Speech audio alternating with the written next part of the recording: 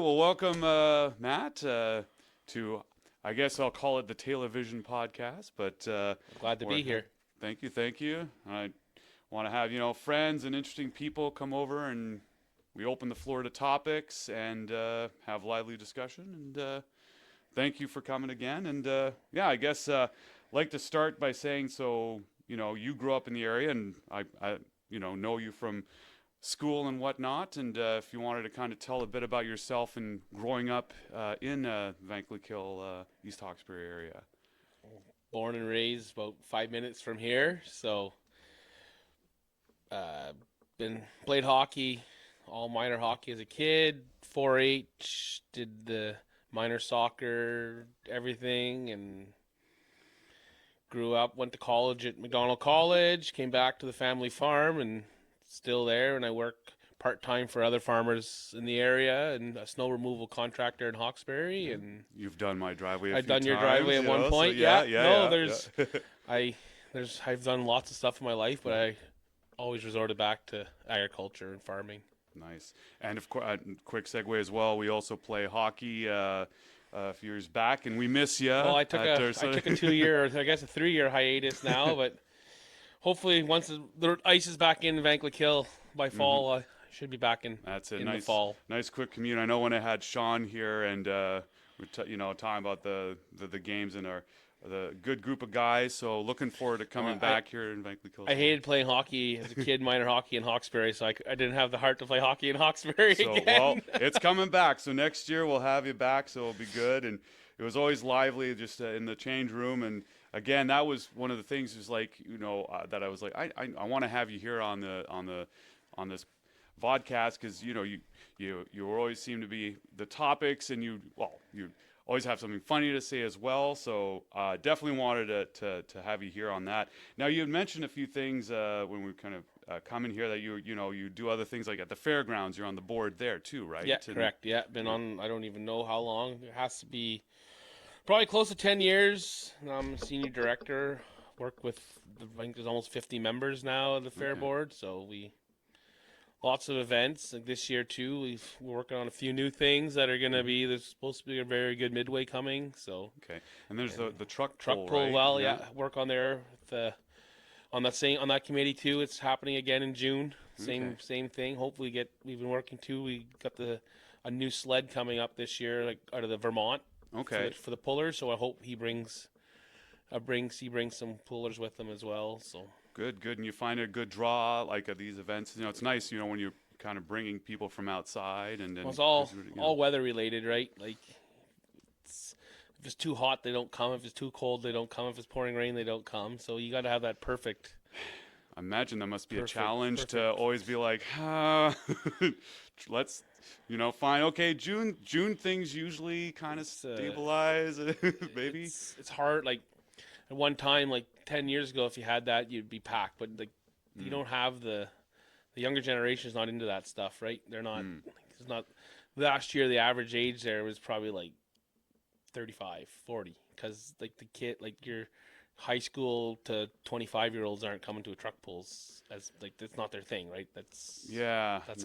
Kind of they'd rather stay at home and do nothing or talk to their friends over Facebook or. This seems to be that's it, going out and, things like, me being a musician too, I kind of, the median age, right? You see like, wow, like there's nobody here. There's no 19-year-olds at the Windsor Saturday night. Yeah. It's like, It's just a change. Like, it's changing what people do. Like, people aren't, I wouldn't say people, we have more chances to reach out to people, but we're less social. I do find that, and that could be something we could probably touch on in a bit about how with social media and technology, the big impacts and the changes we've seen in even just our, relatively short lives up to now, right? Yeah. So definitely I'll mention that. I'll put, so you mentioned your family farm, and so this is how many generations now? Well, farming's been like going back, I don't even know, like where I'm living now, my son's going to be the third generation. Well, fourth, my grandpa, it wasn't the family farm, but my grandpa owned it before, bought it, and then dad bought it from him. So it's actually the fourth generation on that farm. But the original like they've been farming when they forever. Well, I mean, Dandy Road. Well, we got our name. We got Dandy Road. They changed it when East Hawkesbury took it over from the United Counties from County Road 12. They came and saw us, and we're like, sure. Because at one time, like, it was my aunt and uncle sold the farm recently, but there used to be Dandy there. So, like, anybody knows all those Dandies. Everybody calls it Dandy's Road, so now it's... And there's still my a Dandy name. there. Well, and I'm still there. you know, My other aunt and uncle still live down the road, and it's Dandy Road. So. Yeah. No, it's nice to see that. I mean, a lineage, things that can be passed on, generational, not say businesses, farming enterprises, and it's nice to see that that's still a thing when you see some, Like a name. Exactly, and that there's something through the ages that can have, some stability, some form of passing on. So, no, that's really good to see. And so now at your farm. And there's a few things I wanted to ask you about because you do quite a few different things. So I'll ask, but I just before I forget, I want to mention. So you had a recent post about your maple syrup production, and then you had a post from 2016 you did with the buckets, and then to now you're using lines. And so I just wanted to quickly say that I do nanoscale maple production, which is I just have 7 buckets, 2 maple trees, and I also tap Manitoba maple. You can get, it's for sure. Sap is sap. Sap is sap. A little bit more boiling, not quite as much, but yeah. So touching on that because you do your typical crops, you have livestock, but then again, nice to see diversifying. You've got a sugar bush and using that, and so tell me a bit about. We'll start with maple syrup. I love maple syrup. So well, I got it's very small scale. Like by no means is it anywhere close to what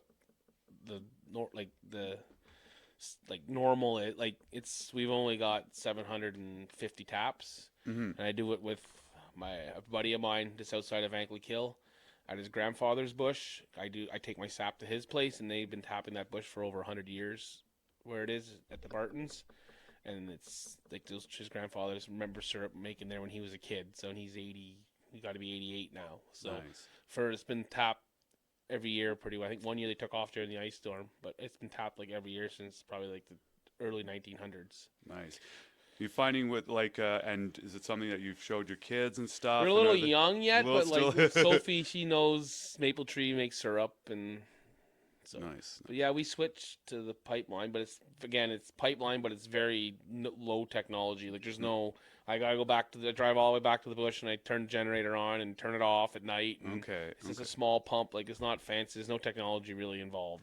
Okay. So it makes it a lot easier than gathering.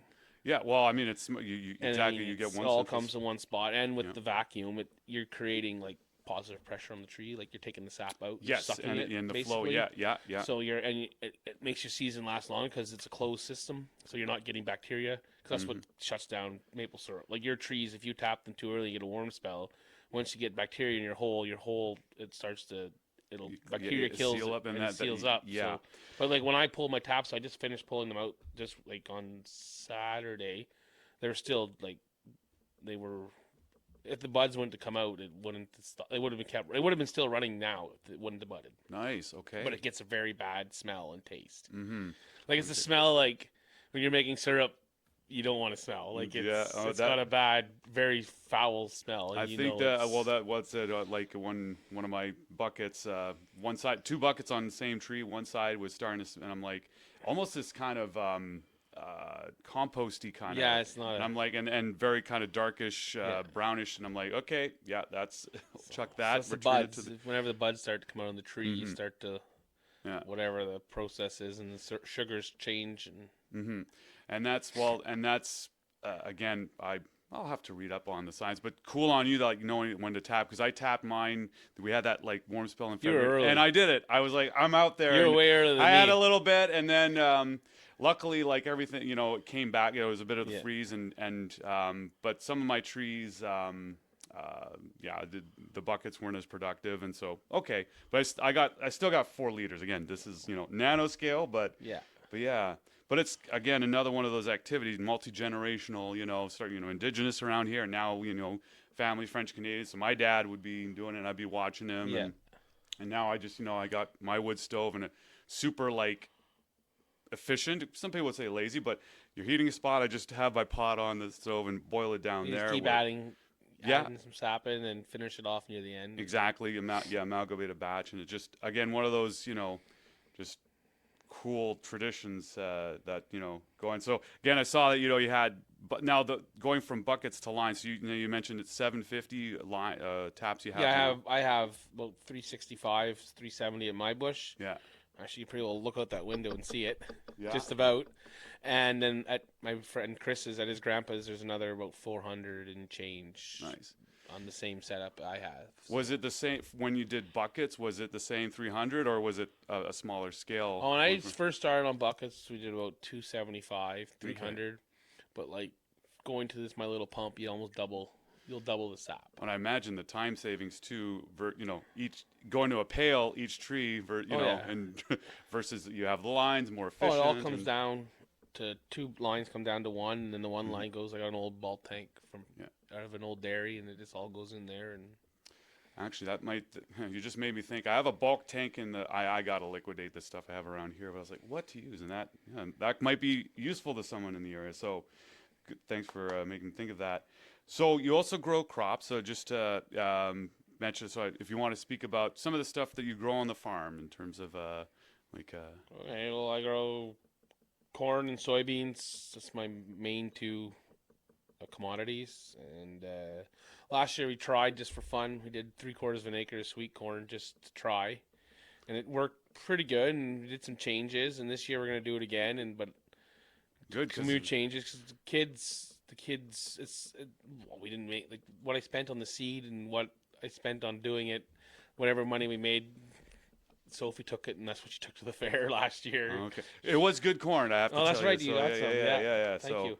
And she had a little lemonade stand up at the road and sold cups of lemonade. She just enjoyed doing it, and she'd tell the people how much she wanted and what it was worth. Sometimes it was $1, sometimes it was $5, but she had fun doing it. And like I said, it was very like we just tried it, and we're gonna do it again.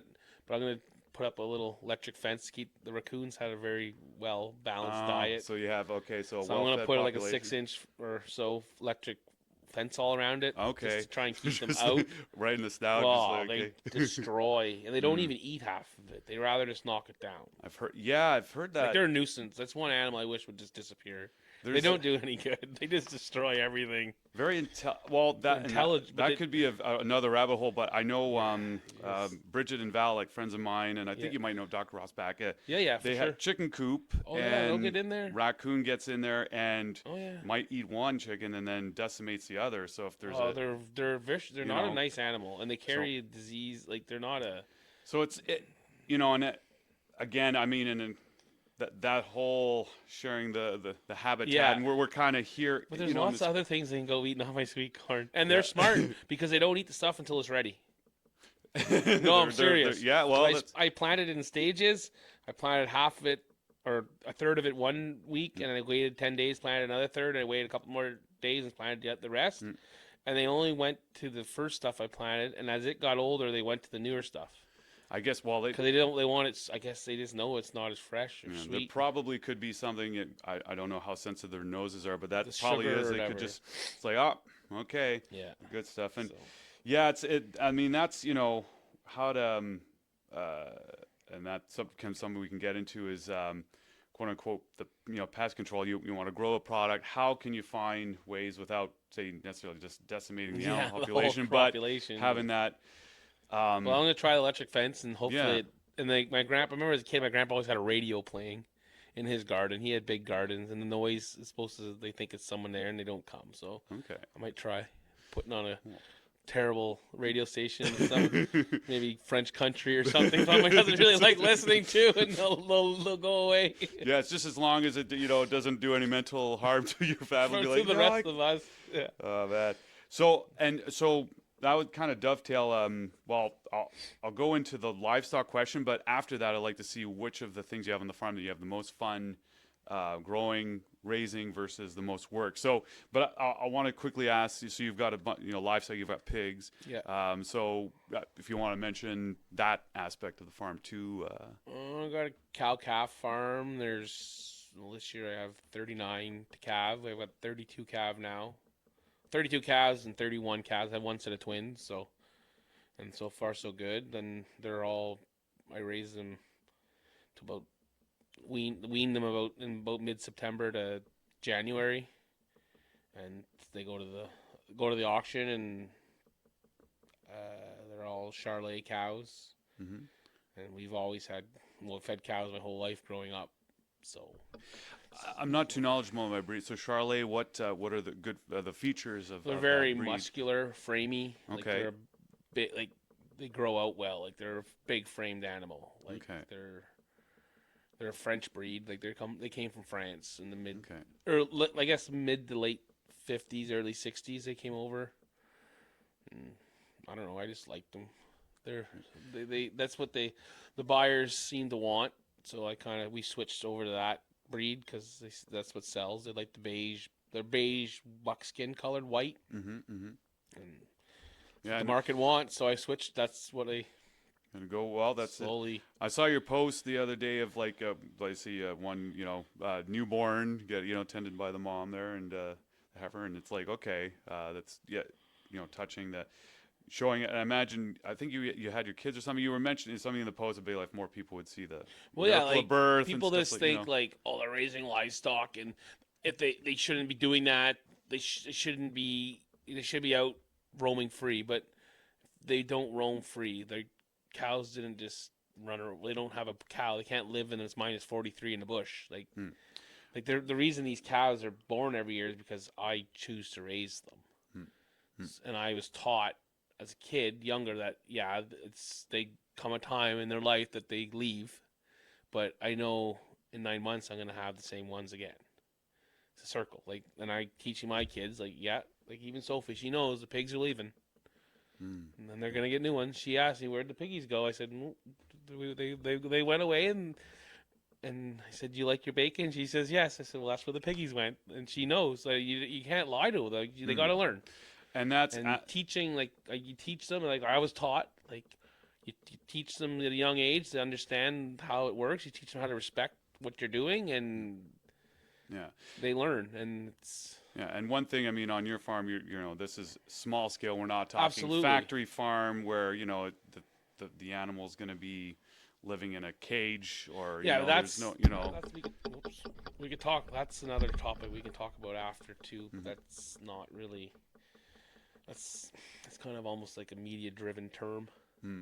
But anyways, no, my farm is definitely, if you saw how my animals are raised, yes, they're tied up in the barn, but they're only there for about 3 months when it's cold, and they're outside now. And they're only in there for a very short period of time, and then they go outside all summer, and the babies aren't ripped away from the mothers like proclaim they do, and they're like a beef cow and a dairy cow. They're not the same. You can't.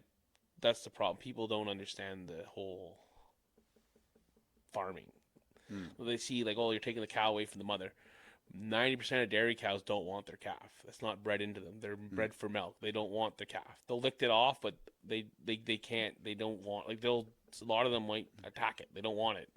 Okay, so they're bred for milk. Interesting. So in the instinctual. The mothering instinct on a beef cow is a lot better than a dairy cow. Okay.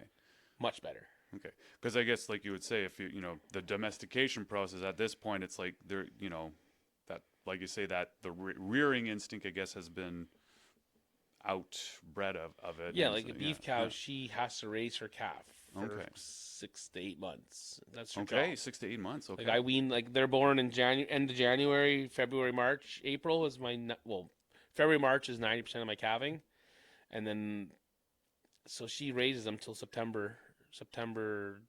end of September, October, they're done. But it's no different than a mother stopping breastfeeding after the kid has teeth and is 4 years old. It's the same idea. Once she gets fed up, when it's 8 months old, and you have a 700-pound animal. It's your turn to leave. They don't. They eventually just stop producing milk. They don't produce after a while. It's time for them to go. They want you to go. They don't want you here anymore. The proverbial get out of the nest. So but get out of the pasture. My kids know, and I know. I'm gonna have another batch again, and I'm gonna do it all over again. Do you have so I guess it's artificially inseminated? No, I have a bull. Okay, you got a bull. I touched in it this year, but I tried a few but it didn't. because I'm not an overly organized person. Like it's very, you gotta follow, like watch your heats and yeah. So I didn't do that. I tried that just to try and get a little like more close calving, and I use sex semen to get males because the bulls are worth more than females to feed because they grow faster. Okay. And they grow like not better, but they grow like they probably more muscle. And yeah, at the end of the day, okay. that's what you want when you're sending a carcass. You want the framing more meat, and they buy them. They bring more to sale. So I tried a few, and I'm gonna try to do some more next year. But no, it's all. I have a nice big bull, friendly big guy. And how old? This guy is like 6. It'd be his last year. Okay. Because I'm gonna keep his calves. I just got him last year from another producer. Because the one I had before was very mean. So I said, "You're not staying around with the kids. You're gone." So this guy's an older guy, but he's friendly. So but he had nice calves. But I'm gonna keep his daughters. So I'm gonna have to get genetics. get a new one for next year. So Do you find so I know a lot of the topics now of like trying to decrease eating meat, and I'll say myself, I try cutting down on my meat in the sense of appreciating that meat. So like and portion wise, I'll always try, the meat will be like maybe a third of the rest of my plate. But are you finding in terms of markets leveraging the fact that up in here in Canada, like the quality of life, and again, talk more about your scale of farms, that the animals go through, what they're fed. Are you finding it in terms of the markets that you're able to put them out to that versus looking at, say, I don't know, when people bring in meat from cheap places and bargain bin meat and whatever, is there a messaging bonus that's saying, hey, you know what, these animals, we treat them good. There's a good quality of life, good meat. We feed them good. Are you finding people receptive to that? I don't know. I think people forgot what happened 3 years ago when we couldn't get food, and then everybody was panicking and running to your closest. Like 3 years ago, you couldn't keep meat. I couldn't keep meat in the fridge. Right. But now everybody's like, oh well, it's back on the shelves or back. We can go to the store again. Doesn't matter. People aren't like, they forget. And now like I find, it's not that I don't think that I'm not any more expensive than the store. Like I put a post up the other day. I took a screenshot of the flyer from I think it was the IGA, and they're selling. They called it. I wish I had the picture on me, but it was funny. Like it said, I really wish I had it. I'm gonna get my phone. Okay.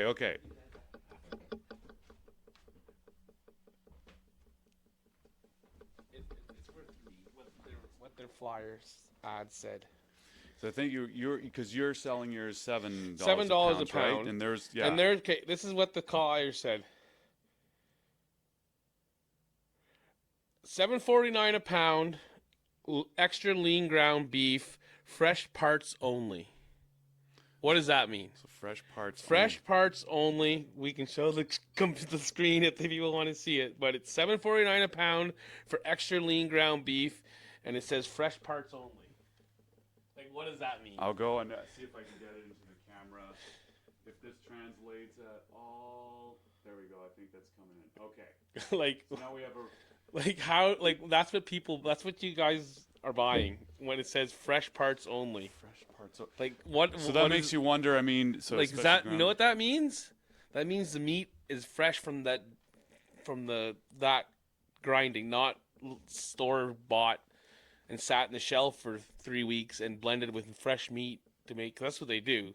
Right. When stuff's gonna expire, they just mix it in with fresh meat. Okay. And regrind ground beef, and then it's your okay. But that's the ad you get, and that's $7.49, and I'm selling it for $7. And it's like born and raised on my farm and left in a trailer and came back and put in my freezer. Right. Direct. Exactly. Yeah. Like it never left. It left my place for 10 days, and came back. So, all right, and now just a quick aside: Dandy Farms, right? Dandydale. Dandydale. Yeah, it was my grandfather's farm, and okay. So I just a quick plug. yeah, Dandydale Yeah. Farms. Yeah, it Okay. was my grandfather's and grandmother's name, and then we went and got it. Like me and Dad went and signed it into like Bob Tallis wrote up a letter or whatever, so, like made it my prefix. Nice, nice. So, yeah, so stuff like that, and kind of in the market, because one of the pushes is like buying more local, and I'm gonna say that yes, I should be buying more local too, and that's Well, I like think take it's fair. that cow for example. Like Yeah, I sent two. Like I only reason I sent her, she hurt her foot, so she did something to her hoof, and I didn't want to send her to the sale because she couldn't walk good. Like I don't know what she did. She hurt it on pasture, so I brought her in the barn. She stayed in the box stall for the winter, and I put her weight back on. I just put her all, and she went all in the hamburger. But I had two more I sent to the sale. If I would have brought them home and made them in the hamburger because the price of at the auction now is through the roof. I would have lost $60 on that animal. Lost money if I would have put her into hamburger to sell. Because the butchering would have cost $1,600 to butcher, and I got $2,300 at the sale for her. okay. So you're almost at $4,000 before I make any money. Wow. And I got to sit there and sell 3 pounds of ground beef to somebody that shows up. So they'll be there. Oh, they didn't show up. So I sat there all morning to sell 3 packs of ground beef, and the guy never came. So no, like much as I don't want to, but I gotta have to start to stray away from it because you can't. It's not feasible. It doesn't like I'm not gonna sell meat and lose money. So you think is there things like is that so like so say going away from beef is it pork or is it Even chicken? that pork, Is it... I had a whole bunch of nice hams for Easter. Like I'm gonna keep them. I'll eat them myself, but beautiful bone-in hams, and it's cheaper than what you could buy a bone-in ham for that's 90% brine injected into it. But hey, if that's what you want to eat, go get it. I'm not stopping you, and I'm not going to sell my meat cheaper so you can.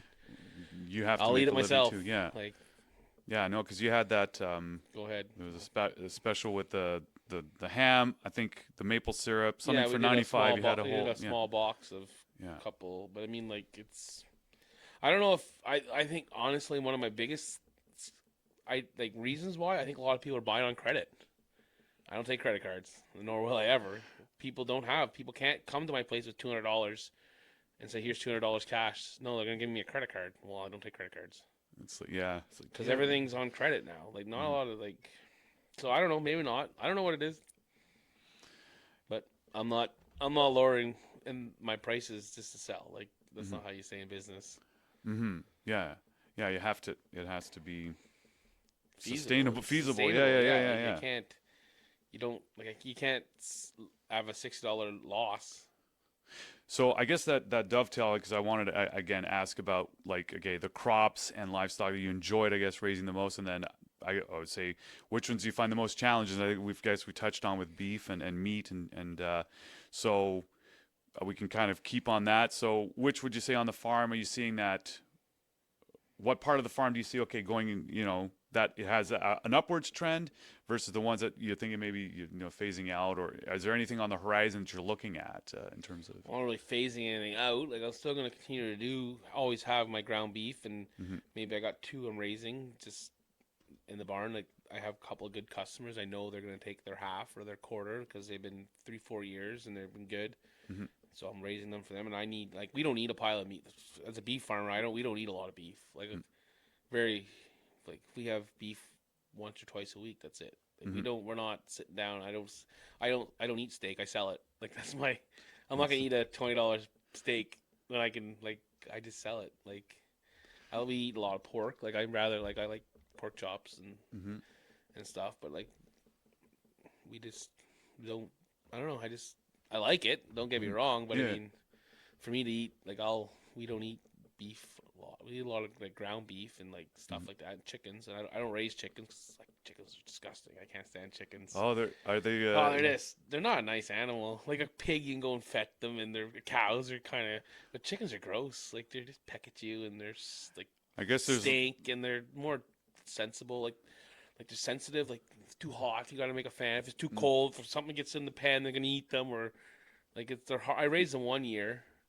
but never. I don't think I'll ever raise it okay, again. high Not high that I maintenance. don't like or... meat, but like chicken, I love chicken. But I mean, Mhm. it's just a lot of work. Okay. And the biggest thing is processing. Your processing fees kill you. Like it's insane, the processing fees on an animal, and then you got to sell. Like feed's expensive, everything's expensive, so I got to translate that cost. Like if I sell them for $5 a pound, I might be in by the time I feed them, buy the chicks, do the processing. You might be in for like $4 a pound. So if 100 chicken, like $4 a pound, it's gonna cost me.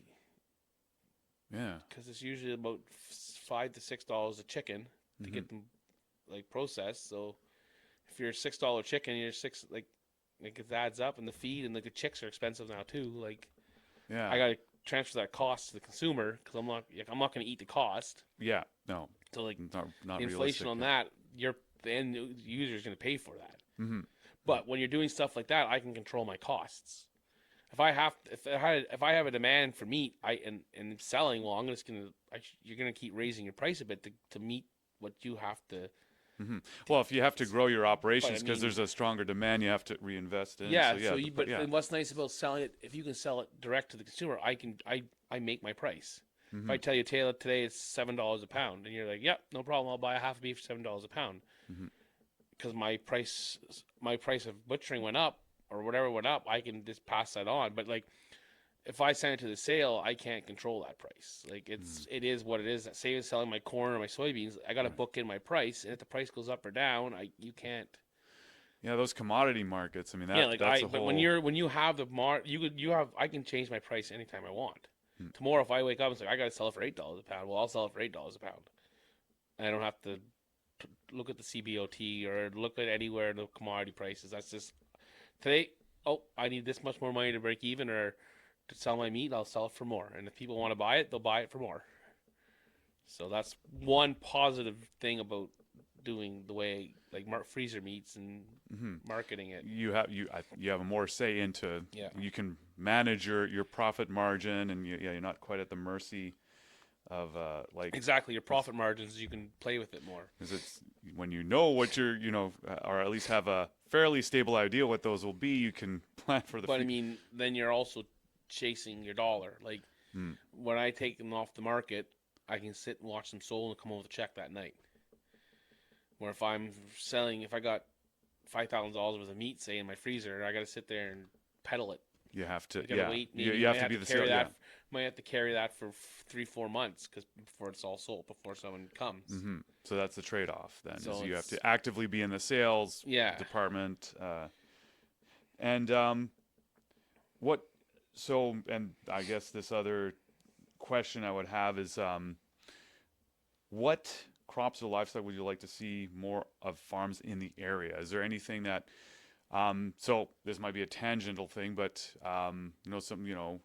towards St. Isidore, there's a hemp farmer, for example. Yeah. Is there, because this is something of mine, is like in the area for growing it, if there would be a crop that could be used, and I'm kind of excited about hemp in the sense it could be fiber, food, all these subsidiary processing things. I mean, is there anything that kind of gets you excited or interested in terms of like if there was a crop? Not my belief in this. If it was so great, everybody would be doing it, right? If it was like God's answer to make you rich, everybody would be growing it right now, right? Everybody, I'd be switching over, growing it. You'd be growing it. Everybody be growing it. If there's that much money in it, you'd be doing it. But it seems it's very slow to taking off for whatever reason. Whether I think it's hard. Like you need different. I think the harvesting, But I mean, if it was, we're not there yet. I guess would be. I know best. Processing. Where is it? It's close to here. I think there's a processing center for. What is it? It's for oil extraction. Yeah. But that's another thing in our area is a food processing hub. Some sort of so right now things have to be shipped off. Or there's nothing really. No, if we're gonna grow hemp here and ship it to Saskatchewan to get it processed, what's the point of doing it? That's right. My idea on everything. Exactly. Why? What's the point? Let's get some If they want it, they'll grow it in Saskatchewan. They got what they have in one farm is what we have in Eastern Ontario on all their farms. True. So if someone wants to grow it in Saskatchewan, they're going to grow 1,000 acres of it in one farm. True. So in that terms, geography, it might be that the Like, prairies might be suited for so those like kind of. for example, like I'm not sure if they do even grow it there, but like for example, like I just it's not a, it hasn't been a it's not catching on. Like I don't know if it's just there's no I don't think the demand is there yet would be the best. I think that's probably a Like, fair it's not way the to say demand. it. Like Yeah. if I decided to grow my 260 acres of crop into hemp and no one wanted it, again, well, I'm not going to be in business. Exactly. So it is kind of the chicken, not the chicken and the egg. The analogy is being if there's no demand, you won't grow you're it. not But then gonna if you grow don't it. grow it, there's no. So it's I guess that's yeah, because there is potential. Anyways, it Oh, just, for sure. Like, but if it, maybe in 10 years it's going to be great. Mhm. 'Cause I think it is a very it's a very bushy, like weed resistant crop, and I don't know if it requires a lot of attention once it's planted. I don't know anything about it. I'm just going on the look of the crop is very bushy and it's canopies. As and far as I know, is it's very low maintenance. Yeah. Good deep roots, like so less. You don't have to water as often. I want to say it can nitrogen fix. I don't know if it's a rhizome or not. But I know it, like deep roots, it's low maintenance. You can get fiber out of it. Yeah, for seed sure. But I mean, oil it's and just it's just it's if it's not there, you can't Yeah. grow it. So I guess it's going to be a two-tiered thing. Is like getting enough people interested to grow it, but then having that other side of the equation is like, well, we need these places to first use it, but we need to process it so that its Yeah. derivatives can be used. So it is yeah, it's one of those things of how to, and it's just not, not a It's not flip of a a switch. yeah. So, but that's cool. No, there's not really anything I would like. Like I said, like trying the sweet corn, but it's a lot of work.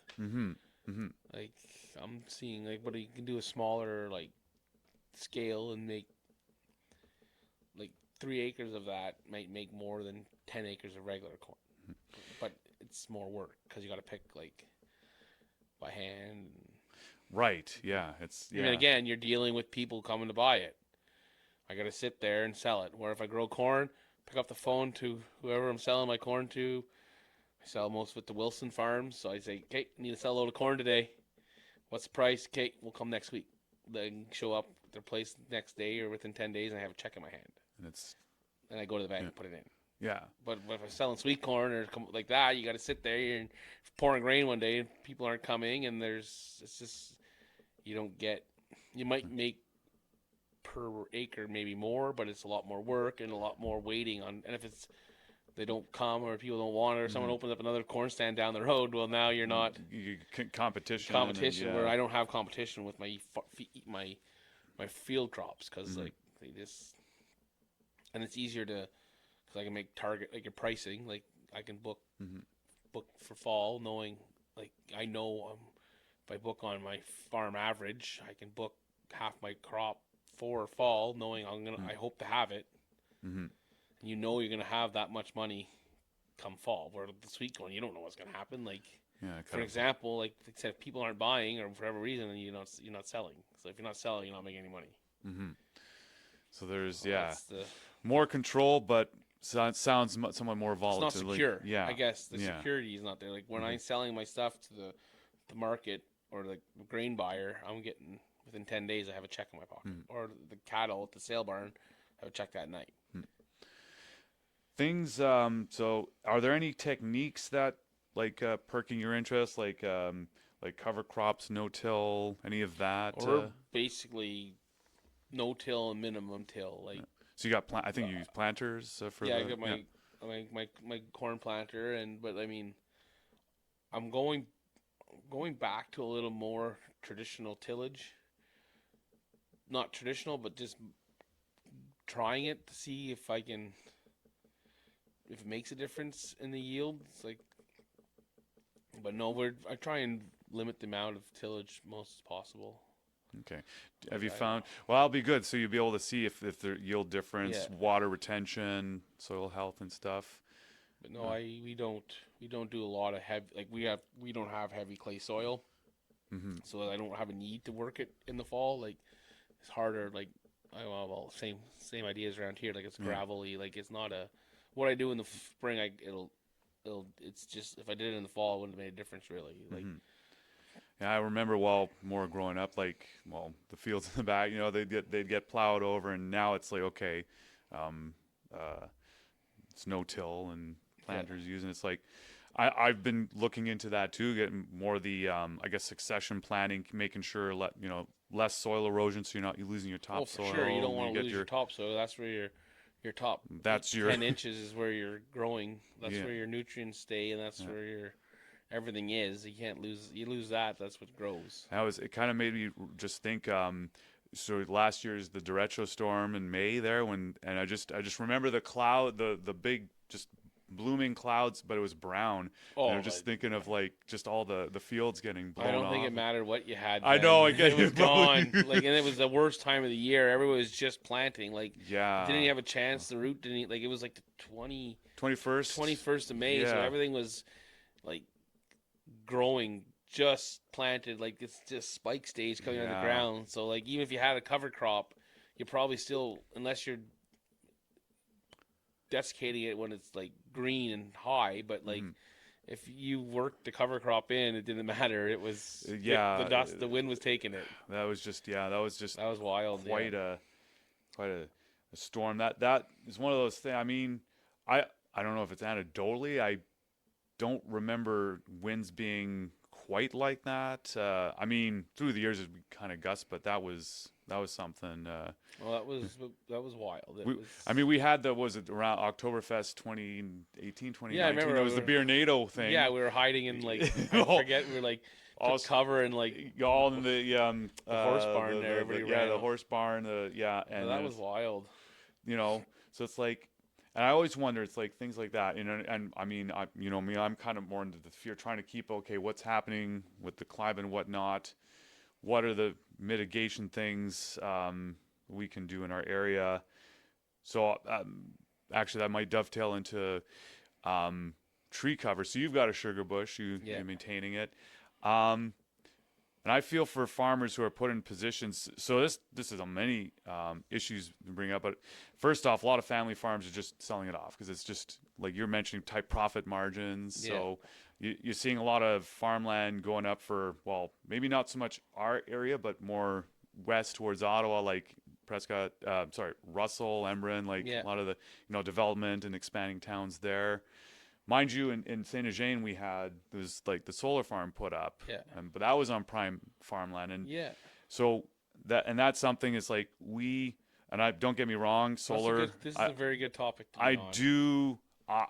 I'm excited about solar technology, but where you put it matters, and prime farmland, and I'll dovetail wetlands and forests as well, and maintaining green infrastructure. But do you feel prioritizing agriculture in the sector and our green infrastructure, do you think people aren't realizing once it's gone, that's the thing, everybody seems okay when Ottawa just eats up coming into Orleans out towards Navan.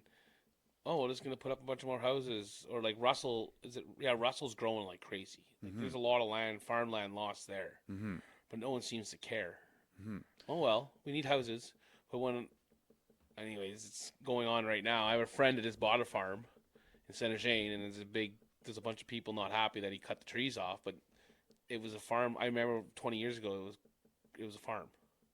So the trees were like 20-year-old growth. 20-year-old scrub, crappy poplars and white birch and like alders, and not nice. So he bought it from the owner, and he's turning it back into farmland. Because that's what it was. It was farmland. And there's a bunch of people making a big stink, but they're so uneducated. They have no clue what's going on. They don't realize it used to be a farm. They're not from here. And they make a big deal about it. But they're okay driving to Montreal every day, seeing the houses coming up along the 40 in land that was farm. Once those houses are there, you're never going to that land's gone forever. Yes, he's took the trees off, but he's going to grow corn in it. Corn produces oxygen. You see, good. It's like CO2, And it does sequester carbon. You grow it into the crop. If there's ways to, they don't realize that what we lose, what we're clearing every day. I don't know the numbers, but what farmers clear in Canada in a year doesn't even come close to what we lose in a year. I think, and that's something. But everybody's okay with that. And I think the figure, because I ran for the Green Party, so one of the things, it was like 320 acres a week of farmland is going, and most of it to development, and So my sense would be is like, if we keep the farmland we have and don't lose that to development, Then we don't have it's to a clear. we don't have to clear more forests, and we can work on the tree cover. And so there's these pressures. And again, like I said, being sympathetic that a farmer, you're trying to make ends meet, especially if you're small scale and Yeah. tight profit margins. I'm thinking people aren't valuing or realizing how important it is. There's food security implications. There is also, with the farms that, if you, again, maintain that we have the farmland, we don't lose it. This question: what do you think of like saying incentivizing farmers to say, okay, hey, you have a wetland, there's a pond on your property, there might be some sort of incentive, and I don't know if it's a tax break or if it's some sort of, but something like stewards is like, people that live here, we have a chance to be stewards of the land. So grow food, maintain habitat corridors, waterways. I know there's a program, ALS, that they kind of like, okay, let's build a regenerate a wetland here and stuff like that. And I think there was it a tax break they would offer the landowner and farmer or whatever. But I think that could be a policy, and that I would be happy to Like promote push it is like, like imagine, okay, so roads that, it's just open field right now, but if there was like a hedgerow, windrow, it's like, just imagine in winter, no drifts versus, those costs that, okay, you give a tax break to the farmer, think you don't have to send your plows out as often because there's less drifts that, say accumulate on an open road. There could be trade-offs, and, or if you maintain a wetland, there's water retention, your area doesn't dry out as quickly, and say if we have a drought condition, and it maintains moisture. It also, there's habitat too. Do you think there's a balance that we could find? Well, for sure, but like I think I'm not a fan of going into a standing bush that's been bush for its whole life and cutting it off. That's not, I don't like Like that. old age forest, old growth forest, it Right. should be left alone. But what's going on? What he's doing. There's nothing wrong with it. It was a farm. He's making it into a farm again. Yeah. Like that's the way it is. It was cleared 100 years ago with horses and people, and now they're clearing it again. I think there would be room for that. There's Yeah. not a problem with that. When I did the same thing, I bought a property and there was planted in trees in the early 2000s, and I cut them down, took them off, because I'm not going to spend $5,000-6,000 an acre to watch a pine tree grow. It was a farm. I made hay there when I was a kid, so I'm not deforesting anything. It was a farm, and I turned back to a farm. I think that would be, and to me, that would be a balance of like, you've got prime land. It had been cleared, like you say, and a 20-year-old stand of trees. It's a nuanced thing, right? My thing was, first, let's get the pressure off that we're not losing farmland, so people aren't back in the corner that, okay, we need more farmland. Second is, let's make sure that there is some sort of wildlife corridor that, moose can migrate. We establish where those will be. Rivers have, proper wetlands, riparian zones. Then it's like, okay, we have the farmland, great. Let's protect that. That's a feature. That's one of our area's economic engines. It's like, and it's and of course farms, you can sequester carbon, grows our food, and farmers can play a key role not only in feeding us, but being kind of like stewards of the land and part in green infrastructure. So I would say policy should definitely come in and say, let's work with what we have. Let's work with the farmers, instead, because I see a lot of in general these days is people are being demonized, and this is any topic almost, like there's for sure. Us versus them mentality. It's like, we're not gonna figure things out. First off, we stop talking to each other. But let's see how we can figure it out. And there's solutions that are realistic and low hanging in a sense, like I would think, anyways. But they don't see it that way. They just see it. Oh, there's trees there; they should be left. They don't see that it used to be a farm. They don't realize there's silos in a barn sitting there, and they don't realize that the cows didn't eat birch trees. Like, it was a farm. Yeah. Like, don't. and everybody's just, if you wanted it so bad, go take the money and you buy it. If you want it, you want to save that tree from living, buy it. You look at the trees grow and you can do whatever you want with it. Buy it. And that could be another program again, like if there was like, I don't know, I'm thinking like river shorelines, or I don't know, like if there was an old growth forest and another old growth forest and there was some kind of corridor that you needed, you know, like we, you know, connect that, you know, strip. Let's bring back, because I know our area, what is the, I think 40% is the aim for tree cover, and right now we're 20. So there needs to be some balance of like getting, you know, a certain amount of tree cover. And I'm not just saying which farm, you know, on farms, but just generally in Prescott Russell or wherever. But having the fact, okay, trees can help with, you know, habitat, evaporation, they slow rates down, slow wind down, you know, figure out where that can fit in. And I think South Nation just released a map, and I'll have to take a look at it, but they kind of map out, okay, here's migration routes, and enshrine that. It's like, okay, this is, okay, the moose goes here, okay, that's the Moose Highway. Make sure it's got land bridges, you know, across roads. Here's the farm. This was, you know, prime farmland. Let's not develop that. Let's maintain that. Then we can decide, okay, is this field, let's keep this as a field, or we can decide, do we want to have a tree plantation for pulp or something? You know, like but like management, you know, holistically. So regreening. So idealistically, I think we can regreen, but also maintain the farmland and at this in the same thing, in the same stroke. Do you think that? Oh, for sure. But I mean, like I said, I'm not a big fan of, like, I'm not against it, but I'm not for it. You know, it's like I've cut trees and I've cleaned up fences and I've taken it out, and I see some place and I drive by, I'm like, well, that should not be cut. Or what are you doing? Why are you cutting that off? But he owns it. Why should he pay tax on it every year and can't do anything with it?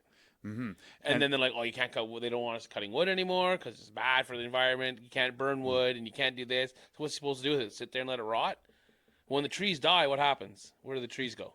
When it rots, what happens? Well, they will decompose. Depends on how they decompose, but usually they rot, decompose, you know, and it then goes, release so methane, but it also releases into the soil. Yeah, if there was ways to. but I mean, it's his bush. He owns it. You can do whatever you want with it. Your property. So if you go in and say, you know, you can't do anything with it, all of a sudden they're going to have a lot of angry people here. I wonder if, and this was a thought, because without a tax credit, without some sort of, exactly. If there was like, say, I have on my property, I don't have a lot of bush. I got like 10 acres. Yeah. 10 acres of bush. Okay, you have 10 acres. Okay, well, you're not paying tax at all on that, tax free, and you're going to get $100 an acre credit to keep it. Yeah, see, and that would be, that I would think. Now, I know the municipality, that means less taxes, less money to spend on infrastructure. So I know there's that, but we have to decide as a society, what are we valuing? But I think that makes sense, is like your 10 acres, say if it's 100 acres, 10 acres, 10% off your property tax, and then, or whatever other incentives can be put in. So, I mean, I think that's a good conversation to start, you know. Because that way, it's hard to say, yeah, you can't touch this, you know, forest bush, but then there's nothing out of it. You know, it has to be incentives. What we have to put a value to what that gives. So, I think that's a conversation in general. People kind of, you know, governments are waking up to, and people in general, like, are waking up to. So. Cool. So maybe we'll have to, you know, after, you know, continuing that, because I think it's one of those good idea. But then, so I'd love to continue that and be like, okay, what can I, you know, bring to the table and promote and push and stuff. So just wanted to kind of mention, I was just wrote this down because I was in here, and I don't know how it's hitting your farm, but the Asian lady beetles. Yeah. So is your house get infested with them? Do they come in? Yeah, but as a Green Party supporter, you should be happy with them because they're a natural defense to aphids. Aphids, and I know they were brought in. Yes. And that's one of the scouting techniques I was told when I went over my fields. If you looked and you had the beetle larvae in your field, and you had so many beetle larvae, they'll eat so many aphids. So I never sprayed. Okay.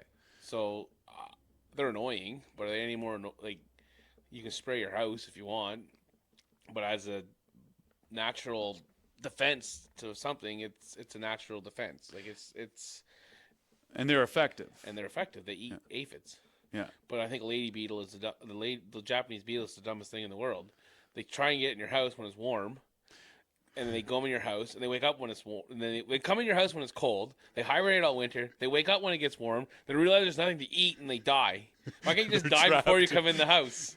Well, that's it. You know, like there's nothing to eat in my house. I and know. They die. I know it. Well, that's it. They're, I guess, in Asia where they're from is like, because I know the native and that's Ladybug. the ladybug. They would go in leaf litter, and that was they hibernated in that, and it is true that it's that balance Like of they don't make it. They don't live. There's nothing to eat in the house, and they die. I know. I'm like I'm exactly. I have a bunch, and I vacuum them out because it's. But it is that balance of like using less chemical pesticides, but you have a biological element. It is kind of one cautionary tale in a sense, or not a cautionary tale, but there's pros and cons of like if you put this out there, these. Oh, for sure. And they're introduced. Yeah. For I don't know for exactly to eat aphids, but they were introduced for some reason. It was aphids. I'm pretty sure. Yeah, that I read. And then everybody complains about them, but then everybody complains if you use chemicals to fight them. But then they turn around and spray their house with chemicals to kill the ladybugs. So hey, may as well spray the crop in the first place if you're going to spray your house, or you just deal with them. One or the other. I'll go into. I'll deal with them and do my. It's now a routine, like the springtime. All right, they're everywhere, but it just made me think of like that whole dynamic where we're kind of living on the front line of trying different techniques, and it's like, what are we willing to put up with? And I'm like, I would rather deal with them than having chemicals, because then it leaches, and what are the other effects of that? So, but everything is connected in the world, and it's one of those things where any kind of idea or solution that gets proposed, or it's like we need to kind of think it through. Like again, this might be tangential, but we're one thing that gets promoted is electric cars, and exciting technology, but I don't think that'll be a panacea. That's not everyone can't have it. First off, because getting the minerals for your batteries, there's a supply chain issue with that. Where are you sourcing it? There's other lifestyle things that cities focus more on get public transport, so you need less cars there in a sense if we go electrify. Rule setting, okay, is there stuff we can do where the batteries or the cars we do have, what happens to these batteries end of life? We have to figure out how is that all going to get recycled. We don't want to end up having a solution, and then 20 years at end of life, then we have in the landfill full of components. Like we have to, how do we put that back in? And it's like, what's those not unforeseen consequences, but like we have to plan, like the whole circular economy. Okay, great, we have a product, but then end of life, how do we put that back in, and what do we deal with down the road? Yeah. So that was kind of just the Asian beetle thinking of thinking things through. So are there any thoughts on that? I kind of been doing like just going on rants there, but do you think governments, corporations, organizations, when they propose something, have kind of like, here's the 20-year plan, or here's a 100-year plan, or like here's the circular, what are we going to do with the waste stream at the end of this solution, kind of thing. If they talk, they just see dollar signs because it's something new and making people buy it. There's that they don't. That's all this is. And it's nothing to do with being better for anything. It's about dollar signs and making people rich. And that I agree. I call it that consumerism, I guess, is like, first off, things are being made, the planned obsolescence, things are made cheaply nowadays that Absolutely. They're designed to break down. So you have to buy a new whatever it is after X amount. But people want new. People don't want to keep the same. That's why iPhone puts an iPhone out every 8 months. Oh, there's a new phone out. I'm going to go buy a new phone because it's new. I want it. Well, and I think that kind of culture is permeated. It's in our fashion. It's in what we make. Like pretty much everything is like this disposability. And it's one of the things actually I like about the ban on single-use plastics in a sense. Like there's we have to figure out what do we replace, once they're gone. Like what do you wrap your food in, or if you do, like what's the plan, and you can come up with, I guess, mushroom based containers, stuff like that. But that disposability thing of like use once and it's gone, or a printer where it's cheaper to get the cartridge of ink. New printer. It's cheaper to get a new printer once the cartridge runs out than getting a new cartridge of ink for your existing printer. It's like, now who prints paper nowadays? But that whole I know what you're concept, saying, for sure. you know, it's just a lot of what we're seeing in terms of issues in, say, our resources anyways, is could be mitigated by, first off, let's make things easy to repair, like that right to repair is like, and actually this might be a good dovetail on the right repair. John Deere tractors, what was an article, but anyways, just newer tractors, a lot more technology. Yeah. If the computer goes or there's a software issue, the tractor doesn't work. And like any new vehicles, they're all computerized. You take a new electric car, you can't just take it down to Canadian Tire or extra mile garage in town and like fix this. No, you have to go to a specified. It's all computered. Thing's supposed to drive the auto by itself. Like, there's so much technology into it. You can't just fix that. And you can't just buy parts. You have to buy from the manufacturer of that car. Which in itself, if they had it where, okay, I don't know, they had depots like, okay, first off, let's get rid of proprietary plugs, like for cell phones, parts that could be universal, where it's like, just in manufacturing, that way it's like, it could be readily available. And then also don't make it closed box. So like iPhones are just, if your iPhone goes, you can't like go to a repair guy and be like, just go in and, I don't know, solder something. It's, and I know there's proposals to change laws to, make manufacturers kind of build in, okay, we have to make components, certain things easy to get to and easy to fix. Now, of course, if you're, microchip breaks, that you don't have a microchip facility, that, okay, there's certain components which is so complicated to, you can't just solder it and fix it. No, it's I understand, throw it out and start over again. But again, it's like it's almost like a house of cards, because like a few years ago, well, we're living through that microchip shortage where there's no vehicles. There's no vehicles because the chips aren't, and everything, our cell phones and like, now chips are like that bottleneck on our stuff. And do you feel like in terms of like the vulnerability that we've seen over the past few years with our supply chains and whatnot, do you think we should be valuing resiliency more than we have, or maybe people are realizing that being more resilient, self-sufficient, or at the very least able to grow their own food, things like that, there's kind of been an awakening? No. People are just worried about getting up in the morning to go to their job and get home at night. They don't think 2 days ahead. They think about, that's why when there's a snowstorm, people are screwed. Oh no, what do we do? This is not my planned day. I only planned 5 hours in advance, and now I'm late for work because I didn't plan. Because, oh, look, it's going to snow. Oh, I better leave an hour early. No, everybody leave at the same time, and now there's a bottleneck. No one's getting to work. And it's, People can't, unless people today are told to do something, they're not doing it. People are just like, straight ahead.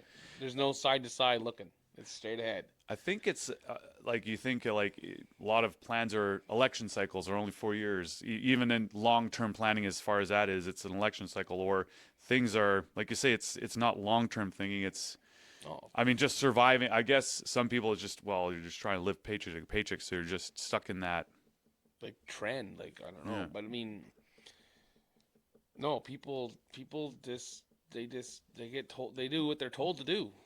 Like, they see it, they're influenced, and this is what we're doing today. Yeah. This is what we're being told what to do. Is it go buy electric vehicles? Well, I guess why'd you buy an electric vehicle? Because it's good for the environment. Is it really? Well, I don't know. They said it was, so I bought one. Well, you got to drive 2 hours to work every day, and there's only one charging station, and it's a snowstorm, so what are you going to do now? Well, I'm going to carry a gas-powered generator in my car, and I'm going to stop and fill it and let it charge for 2 hours so I can get home if I get stopped. Well, how does that doesn't solve any problems? You're going to burn your gas, so why don't you just buy a car that's very good on gas and only fill up once a week? There's a lot of like, they're just told to do it. Well, it's going to be good. You got to buy it. I know to say on the consumer end, like you you hope that if you're being told that, okay, here's the next wave, and for me personally, I do think electrifying as much as we can, electric cars, electrifying in general, like electricity to run things is a more efficient way. For sure, but not solely electric. Diesel over electric to run a genset, to power your vehicle, yes. Not a car with 10 batteries in the back seat to drive to Toronto. Have a generator, gensets. Like they have tractors and dozers out. Like Cat has a dozer. It runs a genset, like a locomotive. And it powers the engine. So you only need a half the size engine to power the generators. But battery range is getting better though, right? Like now, It might be getting better, but we can't even fill our grid with the power we have now. and that's good. So you can't put the cart in front of the horse. And that's a good point, because if right now, what is it? I think the demand, it's supposed to fourfold. I think is the increase. It's if everything went electric, we would have to grow our grid. Well, I would say at least double, but I think it's not almost even growing the grid. We can't even get gas-powered vehicles or tractors now. So they say by 2030, okay, you got to have all electric. They don't have the infrastructure. They don't have it. So my farm, I have 5 tractors, and they're gonna tell me you can't have gas-powered tractors anymore. So I got to go and buy 5 new electric tractors to replace for a couple $1 million to replace the 5 tractors that I had since 1970 that work perfect. You're going to tell me the carbon footprint for the little bit of diesel I burn in 365 days is going to be more than manufacturing 5 brand new tractors from scratch. I would say for that, there's no, we're not living in real time here. Yeah, and I would say actually for that is if you can make biodiesel, like so a nuanced thing with sources of carbon. So things like methane, for example. So you've got your natural gas, and I'll differentiate between, say, natural gas. I'll say it's fossil gas from the ground, and then natural gas that comes from, say, biodigesters with methane. It's still methane, but one's renewable. One is coming from the crops that you grow the crop. It basically sequesters the carbon out of the atmosphere. Yeah. And then end of life. So you can, you harvest your corn or whatever, and then whatever husk or, left, you can degrade it, biodigest, make methane, produce electricity and heat. How do they biodiesel? Biodiesel soybeans. Soybean, okay. Yeah, but that's just leading back to a whole new can of worms. So we want to change soybeans more into biodiesel, so you're gonna have to use diesel to produce soybeans, so you can produce biodiesel.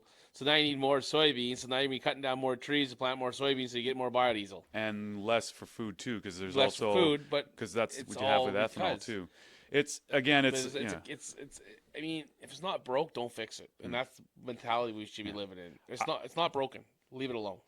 I would say because again,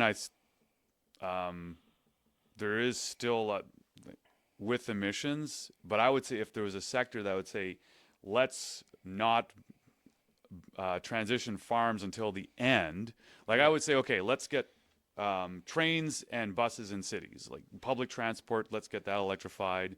Let's get, because again, if you have a city infrastructure, their grids are beefier generally. But then let's transition industries incrementally. Like you can't just say we're going to go electric overnight. That's feasible. Like to build up charging stations, to build up the infrastructure, will take years and oh, for sure. But I mean, right now we're a drop in the bucket in Canada compared to what goes on in the world. We could go 100% green tomorrow and not produce a drop of emissions. And what China and those other places are going to do in a day is what we produce in a year. So what are we doing? We're putting ourselves in jeopardy of people not being able to eat or produce or stay in business, all because I'm going to call it a movement, when there's the rest of the world is doing absolutely nothing, and all we're doing is pushing our companies and our businesses to those countries, Mexico, China, to produce more and produce more of the food we need, but we got to ship it all back. And they have no regulations. They have no rules. In Canada, there's rules and regulations. You can't just open up and produce a a plant and start dumping your waste straight into the St. Lawrence River. Yeah. But they do. Oh, you need more stuff? Okay, well, just produce more, and we're not following rules. That's why they can produce it cheap. They have no carbon tax. They have no expenses like that. They just do whatever they want. And that's actually something that was, and I know, I think the current government might be looking to, it's carbon border adjustments. Or anyways, pollution adjustments is like, so say you have another jurisdiction, China, India, you know, for sure. that there has to be some recognition that's like, okay, if you don't, fine, you don't have environmental standards, but if we buy your stuff, gotta have there has to be a tariff or It's not, just you know, like putting a peeing section in a pool so it pools the whole world. You're polluting, not polluting in North America anymore, but hey, you're dumping the waste straight in the Pacific Ocean. It's like now the ocean's toxic. Yeah. So, and I do agree with that. We're not solving anything. Yeah. All we're doing is making money off they're making money off their citizens in Canada and taking that money all for in my opinion, a complete farce. Like, not solving anything. What are they solving? Nothing. Well, I would say globally, again, because it is a shared word, the emissions, like where the heating trend, like with carbon dioxide, is going, it is been warming the world, and there's starting to see effects that are starting to compound now, like, you know, worse storms, fires, they're just happening more often. Oh, for sure. You know, absolutely. So it's like, and again, the whole world has to coordinate, which is one of those reasons that really countries need to be talking more with each other and not doing war. And we seem to be kind of going to camps, and, you know, different economic, groups are being formed, and it's like we all got to talk, because it is a global thing. And I would agree, is if we do it and we, you know, clean our system, they have to do it over in China, India. We definitely talk about it. Yeah. But all our bigwigs jump in their jets and they fly over there and talk about green energy as they flew there in a jet. So don't tell me that I can't farm with my diesel tractor as you take your jet and fly across the world to talk in France about saving the environment. Do a Zoom call. You know what I mean? You want to save yeah. environment and you want to cut back emissions, take the airplanes out of the sky. And then you'll start seeing pollution drop. I would say, and that's another industry that there's a, you know, high carbon, I guess, per person. It's one of those things, and again, though, travel and visiting other places and people being able to connect is kind of a. I'm not talking about the business class, you know, but people, families visiting, you know, and that. You'd kind of want to keep that, because it's kind of the glue, you know, keeping the world. But people have become accustomed to it. It's a luxury. Right. So it's not like, I'll go this weekend. I want to go to Toronto. We'll just fly down there.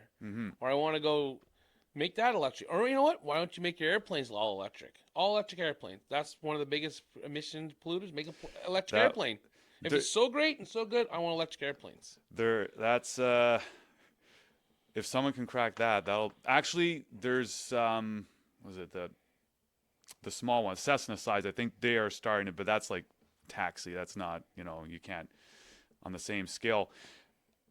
Again, if there was some net zero fuel, that aviation fuel, but again, where do you source it? How do you, you know, these are all like engineering questions, you know, and whatnot. But true that. So first, again, going down, it's like, I think Canada, and actually, like, you know, the States, we're in a sense where we have access to the higher tech. Like, if we were going to say, if we can roll it out in the world, we should, because again, we're kind of per capita, first off, wealthier than most Chinese, definitely India. Like, so we have the engineering.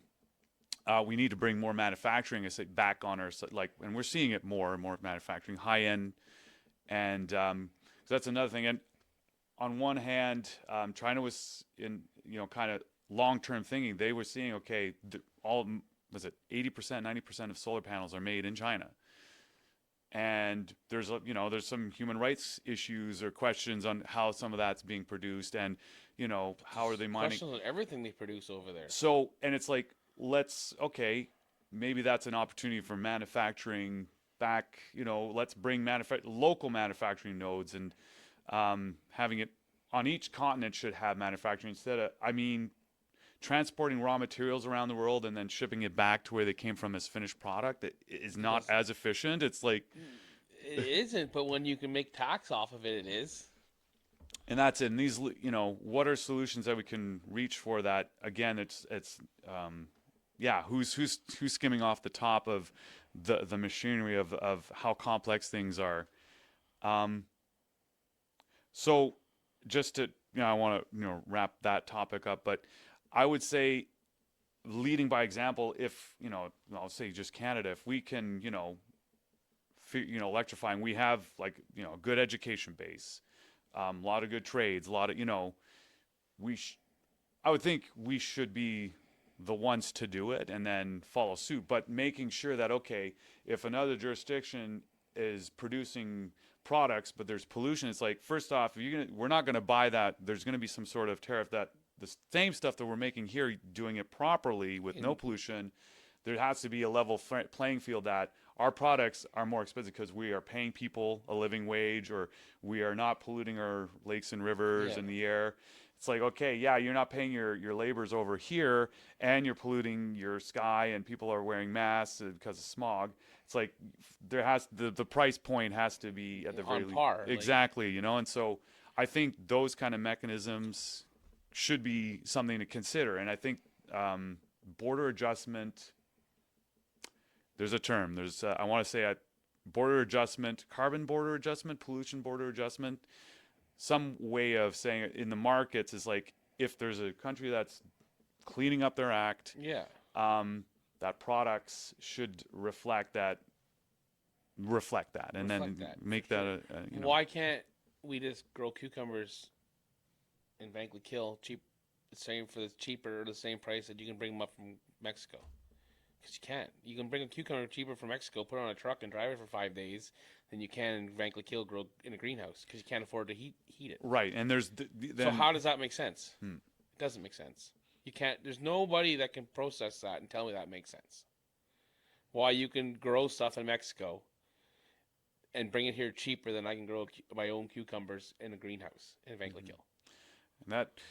Good point. Now, I mean, there could be, so say if for example, that transport would be, I don't know, like cleaned up in a way, to mitigate that. But right now, that is true. Is how's that, cost wise? Because we can grow, and have the greenhouses up here locally. There was, I was just checking YouTube, and someone in Quebec, and what was it? Greenhouse company showing that dead of winter, and there, you go into the greenhouse and everything's doing great, lush vegetables and whatnot. I think there's certain, obviously, produce that it, just by virtue of being further south, would be easier, I guess, overall, but it's sitting down and being like, okay, what is the cost benefit equation, and what are we losing by, like you say, bringing it up next? So those labor, people are probably not getting paid as well, or like you say, you're trucking it up. So that's it. How can we level that playing field? You make it feasible for Canadian companies to stay in business and not have to pay ridiculous. We live in Canada. We have to heat and grow food in the winter. You need to heat your building, and if you can't afford to heat your house, how are you going to heat your business? And right now, we can't. Most people can't afford to heat their house, so they're not going to heat a business. Actually, that might dovetail into. I just want to make sure. I did want to mention. So I know it had been come up, and people have been talking about like cutting fossil fuel subsidies. So one thing I know that say the Green Party platform is like cutting fossil fuel subsidies, but not for farms, because fuel subsidies, and then there's another subsidy for Indigenous for their planes going to remote communities and stuff like that. How do you feel like, and this is not just fossil fuels, but we're seeing big corporations like groceries, for example, cost of food going up, but profit margins are also going up. So how do they maintain profit margins but while having costs go up, and we're kind of footing the bill? Like, well, big companies, they have a projection what they have to make. So if price of food's going up, they got to adjust to make their projections to make $5 million that year. Well, they got to make $5 million. That's their projection. If they only made $1 million, well, they're not happy. So how do they got to come up with a way to make? So by them raising the prices, they're going to raise the price. They can do whatever they want, right? It's their food. Whether they bought it, so the end consumer's paying. They got to make. Was Galen Weston was it president? I can't remember, but he was like the CEO or something. He made I don't know how many $5 million last year or something. Like his own salary, yeah. I think. Yeah. It's like why? Why did that guy deserve $5 million? I can certainly respect that a CEO has to make big decisions, but I know there's a big disparity. Like, what was it? The '60s, there was like $5 million. Right. Well, that's it. It's like I know so a company in I think it was '50s, '60s was someone at the just getting into the company. Would make 40 times less than the top of the company, the CEO. But now it's gone to 270. It's like, okay, and they're still making, at the bottom of the pile, 50,000 or whatever. Barely, and some if even living wage, and it's like, so where at some point you want people to succeed, and definitely that you should let that happen, and people can succeed. But at a certain point, what is enough that they could say, okay, I'm doing pretty good, and then I'm okay with what I got. Yeah. Exactly. And I know, I mean, even looking at the company thing of just growth for the sake of growth is just kind of baked into how I guess the economics is done these days. Is we're just like can't just maintain a good base. Like I worked at a company, our brewery, and where you grow. But you're just trying to keep growing. Oh, for sure. And like your idea, you got to make money. Yeah. But I mean, if it comes to gouging almost and like greed. Well, you're not going to make money. If people can't afford to buy your product anymore, you're not making any more money. Like if you're selling something for $10 a thing, and everybody's like, "Oh, it's a great product," they're all buying it, and all of a sudden you raise your price to $20, and no one buys it anymore. Well, you're out of business. Just because your own greed took over. Whether you don't need the money or not, if you keep raising your price, people can't buy. Yeah. And so the consumer is your friend. Yeah, well, it should be a harmonious, a synergistic. I think it just seems that things are so extractive in a sense, like social media, for example, extracting our time, our whatever worth. It just, I don't know, maybe it's just perception, but. And I'm just also trying to dovetail. We mentioned social media earlier, so it's like how to work that in. But just again, I'm just thinking how company that thing of like to grow and to got to get bigger. So I need more to get bigger, and I don't know how that kind of permeates everything. It's like on our level, it's like okay, need the best newest iPhone, or it's always that race to get more or get ahead and. Where's that human scale or that human, like, let's just enjoy life and,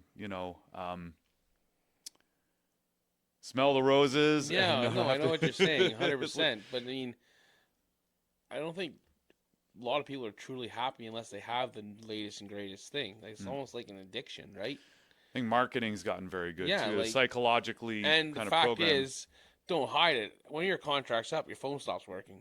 Yeah. That's not a lie. Like, oh, all of a sudden my battery doesn't work anymore. Why does my phone only last 5 minutes on that charge? planned obsolescence. It's 2 years. Here's a new software update. And then all of a sudden your phone doesn't work anymore. Look, you're up for renewal. Come down and re-sign. Oh, well, you need a new charger. So we're going to sell you this $200 charger now because Apple doesn't give you a charger anymore. Geez, aren't I glad it just broke down? I'm glad. Yeah. You know what I mean? Like, it's a reason. Because if people aren't buying, or you're not giving them a reason to buy, you're not selling. Like, you got to keep people buying, keep them wanting, I guess. It's just seeing that, again, a lot of, like, say, like fossil fuel companies, again, not to vilify in the sense, but they've been sitting on a lot of knowledge of, like, I'll tie it back into the climate, but they had their scientists, BP, for example, was like, back in the 80s, there was a report, they had internal scientists saying, okay, hey, if we keep going this trajectory, there will be some issues. They talked about the carbon dioxide concentration in the atmosphere, blah, blah. And then the CEOs kind of just said, we are happy with the profit margins. We're going to hush this and then kind of try and keep business as usual.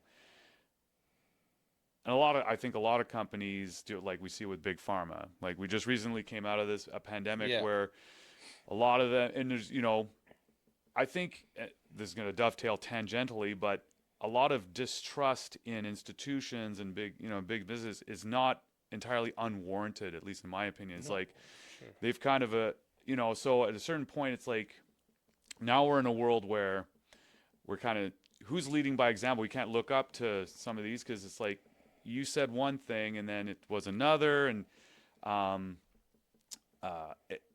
it creates what I'm trying to say is this world needs more transparency in a way, but a more,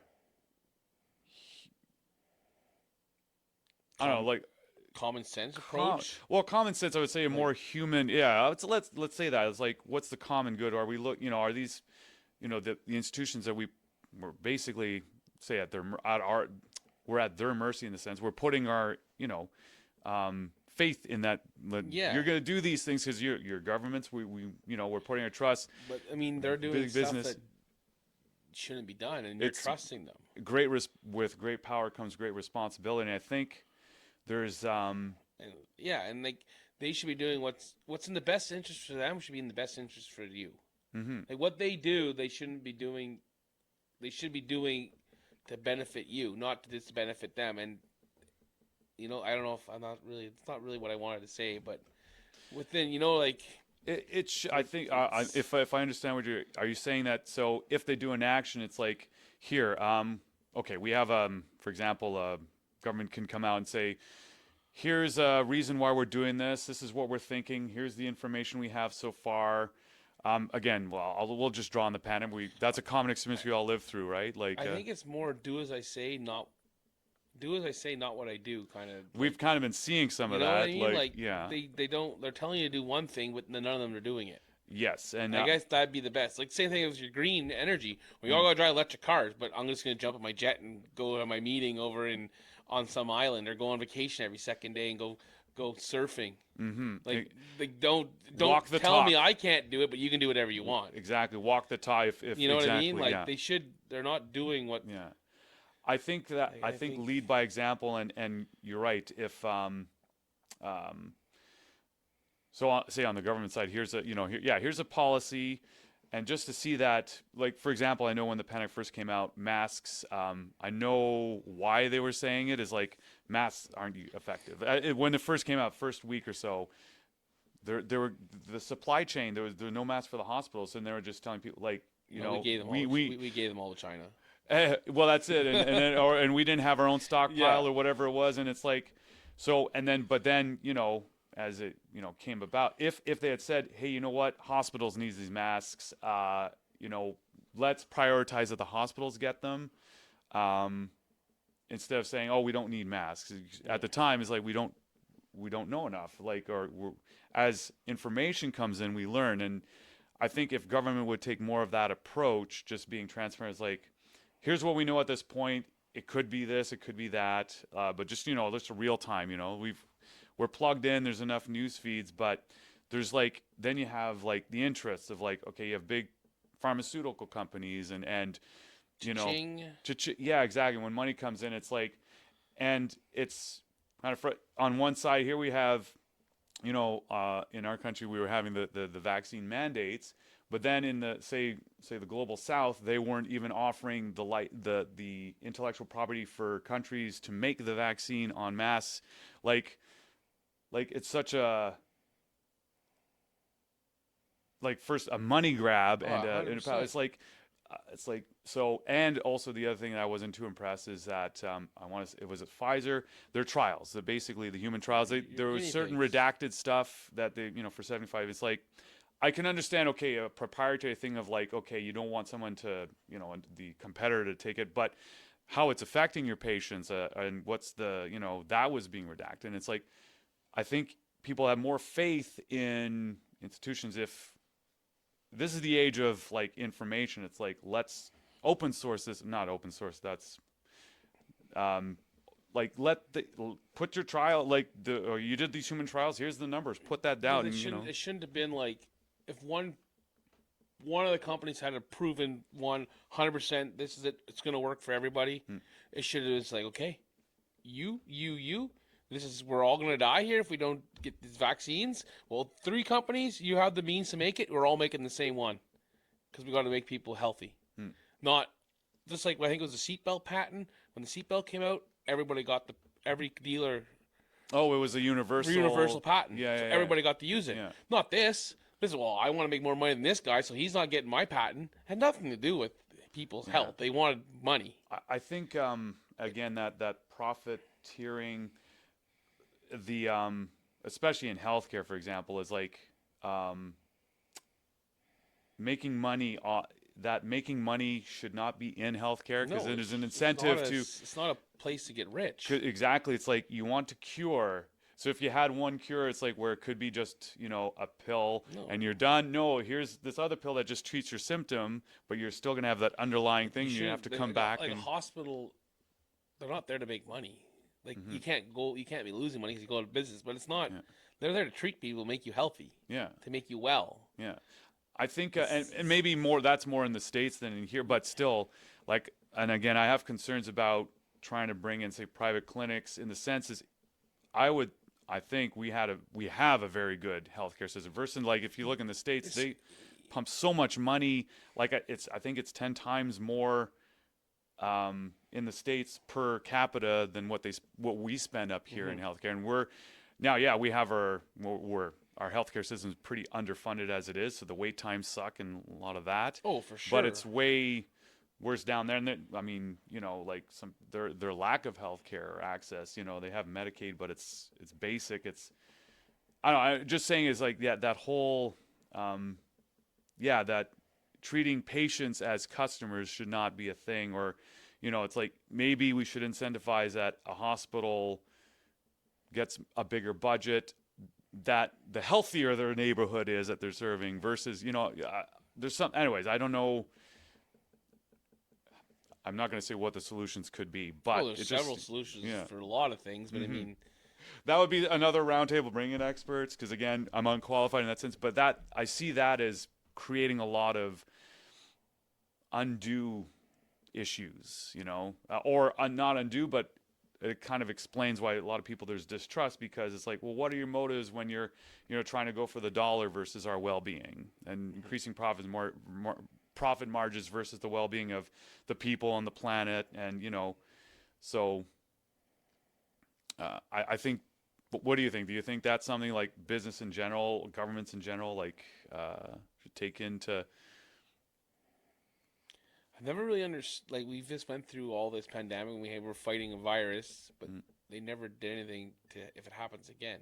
If we would have went to a war and we got destroyed, they're gonna be like, we got to invest in our military, we got to strengthen or if our borders got breached, we got to strengthen our border protection. So they're gonna go and buy arms. But now we're like, oh, we didn't do anything.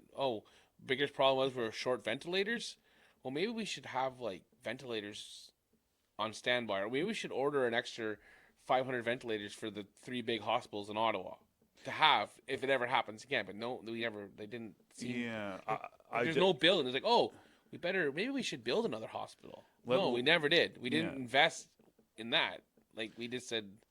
I definitely, and that's an opportunity there is let's, our healthcare system there's cracks in it. Yeah, let's fix that. Let's make it more resilient because who knows when the next pandemic, next issue, biowarfare attack, however it comes, and actually that's one thing of our current world now is genetic engineering. There's a genetic tool, CRISPR, where basically you can have home kits and essentially you can have a home lab and you can do genetic engineering and you can play around. Now, to what extent is it, bacteria-based versus a virus-based? But things could be released into that tool is very powerful that pretty much the public at large could have access to. You never know what actor, could come and create something that could be a big problem. And so who knows where the next issue is, but our resiliency, I said, our healthcare. We did nothing to. What did we learn? To protect ourselves. Because it wasn't necessarily that this virus was bad. It was the fact we didn't have the resources to deal with it. Yeah. Right? Like if there's 100 people and only there's 100 ventilators and there's 200 people, well, only 100 people are getting one. Yeah. Like we don't have that. We never scaled up our resources or learned like. Yeah.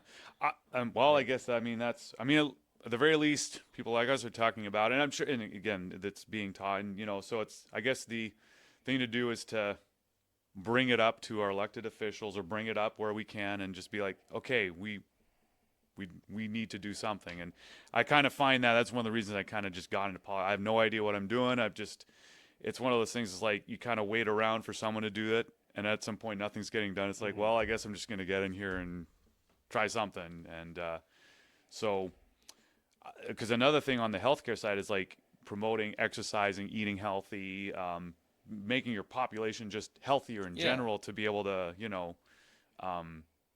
shake things off, just be able to take stress, because the way things are going, okay, pandemic aside, then there's like, just I'll go back to social media. It's like now our mental health, like just how it's just kind of like programmed to engage us, or the algorithms are basically designed by design that it's like addictive qualities are built into these 100%. things. Yeah. It is, for sure. Like that scrolling, motion, and then we're all get caught in it. I get to do it too. Like you're in it, but I mean, I have enough common sense not to get pulled into the not real world. Mm-hmm. Like if you only can see one side of things, you're done. Yeah, I can only imagine growing up in that. Like that's something, because you and I, computers were kind of around, but not. I remember when we got the first satellite dish, and I was so excited to get home because the Simpsons were going to be on. I learned to watch them, and I was like grade.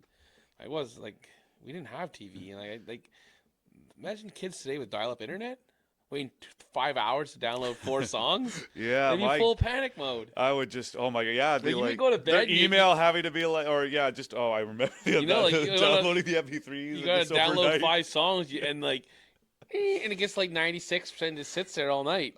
And then it's it. And then if something messes up with the connection, that it doesn't work, and I'm like, no, like I've had, yeah. But I mean, you lived, you survived it. Yeah. Do I take it for granted, my phone? Mm-hmm. Oh, I love it, but could I live without it? Absolutely. And I think it'd be an inconvenience. Mm-hmm. Like it's handy. Like you're in the field doing, you got calculators there, or you got to look up stuff. It's handy, but I don't know if the pros outweigh the con.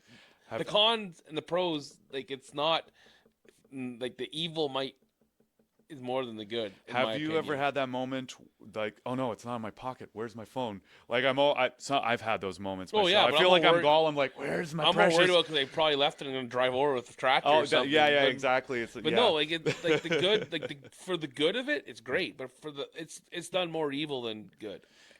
I think that it's to respect. Like it's like I don't know, working with a chainsaw. It's powerful. You can do like respect your tools. Exactly, but that thing, if you're not careful and it flies to your face, there's some serious damage. Back on another. That could be a whole other topic. Respect and. Oh, we can jump. Like yeah, we can jump into like, that. But no, like people today, like they're lost without their phone. Like people panic. They full on panics. I'm like whatever. Like I don't have my phone. I can't check Kijiji and deals for sale. That's like, but like. If we didn't have if that's the most powerful tool, is media is more powerful than any weapon. And I think that, and actually to kind of showcase the cell phone I think it's actually one of the great devices we have in our current, because it replaces. We used to have a camera. We used to have an MP3 player. We used to have a level, like all the. No, you used to have like. I remember, like, you're gonna go on a road trip. You're gonna print off freaking maps, and you got to highlight your route. Right? Yeah. Like you had that, and that was super. Where we're going. Well, you're here in 20 minutes. Okay, perfect. I need a recipe. Yeah, but it's super. Don't get me wrong, but I mean, it's a tool that's also been used to manipulate a lot of people. Manipulate and that's it. It's like, how do we? Like, what is better? Like. Oh, I can go on a road trip and look at a map. I'm still going to get to my destination. Mm-hmm. But now we have a tool that's completely erased most people's common sense and I'm going to say well-being, because they're raised by that. Do you think there's opportunity to rectify the issues it has and keep the good? No, because people are too far gone. Like I don't know. Like we're in a complete generation now of I don't know what's going to happen. kind of it's and that's it. I you know Like we're in a generation now that we're in trouble. We're progressing as a like technology and like with wherever you want to say electric vehicles, you're progressing.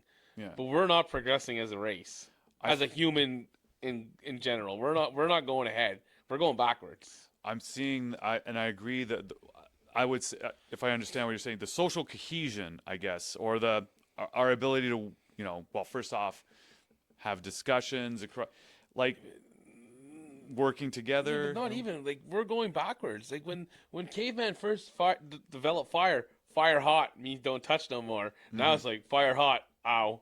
Oh, fire's hot, ow. Like you can't. Then we're not learning to stop doing what we're doing because you're getting like we're not learning from our mistakes. We keep making mistakes. You're not learning. And that's it almost the Like, we're not. They can't. I don't know. So, because there's a lot of history repeating. It's because I'm kind of seeing that. Like, well, here we were Like, back. Don't do what happened 70 years ago. Don't let that happen again. Like, But that all come back to erasing history. You can't erase history. It's always there. But they're trying a good job to erase what happened in the past. You can't erase history. You learn from history. You don't erase it. and you definitely, and the lessons learned, and it's and I think because on one hand there is a lot of stuff that seems to be coming up from the past. As a generation, there's also a lot of new things that I don't think previous generations had to like. Deal Right now with. we have AI, like developing. Like there's this new chat GPT-4, which this program is very impressive. I haven't used it myself, but had some people like actually Schrawl did my brother. Okay. He had I don't know he's studying for his a cybersecurity course he's taking. Anyway, so he had some questions. He's like, ChatGPT, you wanted to see how, and it gave him a nuanced answer, full like, and it's like, wow, okay. But not only this, you can show this software a picture, and then it can tell you what it's seeing in that picture, or you can type text in, and it'll generate a photorealistic. This is Midjourney, different programs, but AI has come to a point where now certain developers in this field are calling for a moratorium on like before we release more to the public, let's just take a step back, and because they're even saying that there's like one quote was like 10% chance that this could be the end, like bring about the end of civilization. Some of the and these aren't just these are some of the people in that field. So I'm thinking that generationally there's some issues, like big issues, like okay, we're looking at the state of our environment, we're looking at technology can overwhelm, and at the same time you're mentioning like lessons that we should be learning that we're not. Are we going to be equipped to deal with some of these big issues, these very multifaceted complex things, if we can't like work together, or even come together and just like have that common sense, a common ground, a common world, I guess. Oh, for sure. The world's moving faster than most people can think on a daily basis. It's the rate of change is, I think. But again, why do you need so much change all the time? Because it's profit driven. Mm-hmm. And the latest and greatest thing it sells. Yeah. Like it's. I wonder if there's ways to. I mean, I know again this might get metaphysical, but. And so I'm agnostic, but I know in the Bible they talk about the concept of usury. It's like, okay, I lend you $1, but you give me $1.50 or whatever. And that concept of growing out of like nothing and stuff like that can just. So for example, I know with business is like, okay, you get a loan, but you have to pay it back with interest. Interest over 5 years. That's part of the fuel of like, okay, well, got to grow this, and it's the cost of doing business. Like and how to make, could it be more where if it was a barter, now we have the tools of like exchange.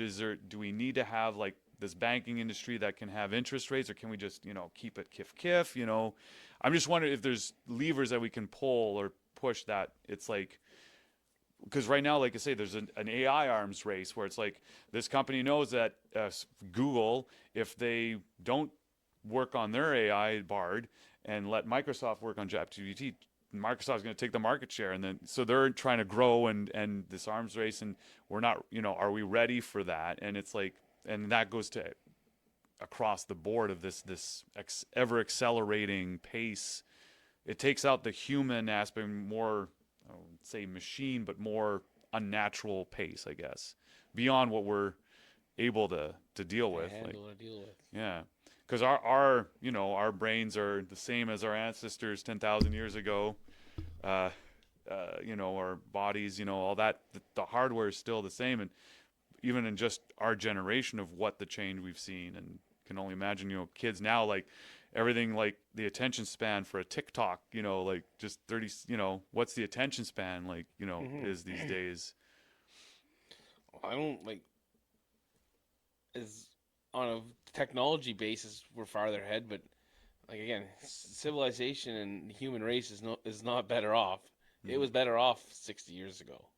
What do you think could be, so again, and that kind of might segue if I understand correctly, because I also feel that technology, a useful tool, but like a lot of people are like, well, technology will fix this, or if we, but do you see, because you were mentioning that issues, what could be some things that that could be done, that we could bring things kind of back more to the 60 years, like what?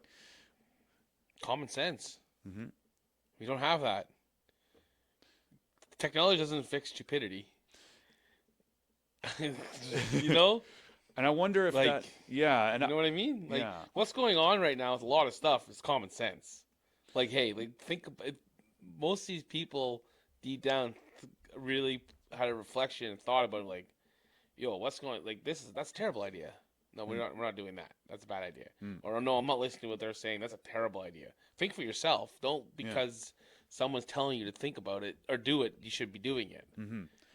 Like more critical thinking, more being like, for sure. Yeah. And I think, and again, I mean, I haven't been in the, it's been a while for the school system. A lot from what I remember, and I was kind of in a rush to get out, but, like if it's, I like the stuff where it's less about trying to memorize multiplication tables, but more of the stuff where, actually I was more, as a student, I just kind of did facts and could memorize a bunch of stuff and then kind of knowing it. That kind of system of it, are you learning you're assimilating knowledge, but how do you apply that critical thinking, and not just schools, but in life too? How can we bring that back? And is it more doing, more outdoor activities, or learning how to, garden, grow something from a seed to plant, eat it, I don't know. More, you should be teaching, not grooming. Teaching, yes. Well, that's a mentorship. You're supposed to teach, not groom children. Right. Teaching them, you're not, like, that's the thing, you teach them. You're supposed to be teaching. And I think actually in that kind of back, because when we were going, a lot of it was like the tech boom was happening, so a lot of people said, go to university. And I think, and this is kind of dovetail back with AI kind of, so with ChatGPT, the newest wave of AI, a lot of jobs like lawyer jobs, stuff where it's data entry, writing contracts, those are jobs that are getting threatened by actually in music too. There's a new Drake song that's not Drake, it's generated, the lyrics were auto-generated. The auto-tune or whatever came out, like, that first came out, everyone was like, oh my god, like, holy. And now it's everywhere. And but now there's and I forget what the AI is called, but anyways, you give it 3 seconds of your voice, and then it knows it can emulate your voice, your vocal cords, or whatever, and it makes a song with you. Exactly. But then that also can be used maliciously, like if someone takes your wife's voice or something, and then use that to spam you. They, honey, what's our bank password? Or what, and then you get it. And it's like, and now it's like, what kind of world, our children now? It's like, now we have to teach them. Don't believe anything you see on a screen, or the voice you hear on a phone. Just there's that now a component that I think it might drive people away from the screens in a sense, because now you want something that's real. But it goes back to common sense. Yeah. If it works and it's going to benefit, use it, but also have your own thinking and your own view on something, and your own, not just because so-and-so told you that it's going to be, you should do this, you should do it. No, think about it. Should I do it or should I not? Or yeah, I think I'm going to do it because it's the right thing to do, but don't do something because you're told to do it. Right. Yeah. It's because at that point you're more or less a yes soldier You're a type robot. or robot. You're Yeah. There. That's a programmed. better automaton. Yeah. You're programmed. Yeah. And and actually the point I was going to make too when talking about like say all these like white collar jobs like writing contracts, data entry, but trades, things where you have to build something, construction, plumbing, electrical work. You're still always going to need those people. Exactly, because actually that's hard to. You can have all the robots you want, but I don't see too many robots fixing a robot. Exactly. Well, it's coming. It might, but I mean, at the end of the day, you're still going to need. Yeah. But like, cool, we're going to have all these robots and all this, but what are the people going to do for a job? And it's like, what are you going to do? Why are we rushing to replace? Now, again, it's like there's certain jobs with highly dangerous jobs. I could say, okay, yeah, let's, obviously, for certain things, but I mean, right now we're looking at automating. We don't have to automate everything. I would say, if there was, so that's a whole other paradigm shift. If there's a degree of automation, because right now we're looking at the boomer generations retiring a lot. There's a shortage, labor shortage. We're going to be really screwed because they're the only ones working right now. Exactly. So, that being said, if there's some automation to take up that slack, and I know immigration's taking up some slack, if there's a way to keep a certain, workload where we can be less extractive, and kind of clean that area, but if there's we're able to produce enough food, and buildings, the good commodities. We don't design things to be planned obsolescence, but where it's not all about work, where there's a certain quality of life we can enjoy, I think that is an interesting future, because then that, if there's more time to work on other pursuits and whatnot, that could be a cool thing. But a concern would be is that for a lot of people who they enjoy the work, and if there's nothing for them to do, what do they do with their time, and how do we value time? Those questions could be coming up a lot sooner than we think too. I think so. What do you think, or you know what I'm saying on that? Yeah, for sure. But what's the point of why do we have people if there's nothing for them to do? Same as why do you have a barn full of cows if you're not milking them? Right. Well, and you need people to work so you make money so you can buy stuff. Mm-hmm. If you don't have any money because you're not working, what are you supposed to do? Why do you need to produce stuff? Right. Yeah. What do you want? This whole going back to your guaranteed whatever. Oh, the UBI, right? No, CERB. Well, it's your guaranteed wage, or there's a word for it. I'm trying to think of the. There was the universal basic income. Yeah, your basic income. Right. You're gonna make $2,000 a month, and this is what you're gonna have. This is all you're gonna have. Well, if you're getting $2,000 a month, who are you gonna keep in power? The guy giving you $2,000 a month.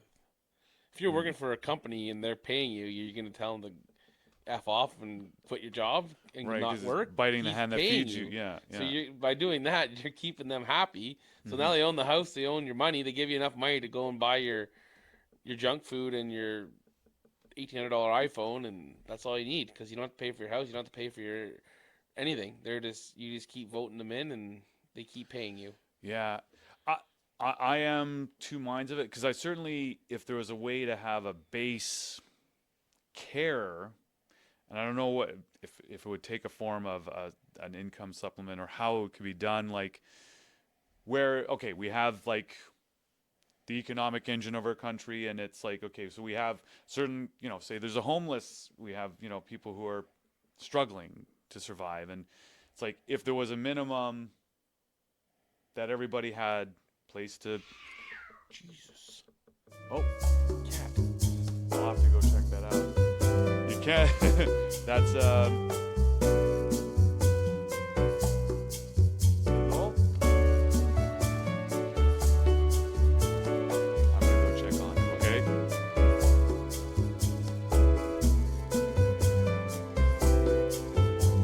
Just the one. Wow. Okay.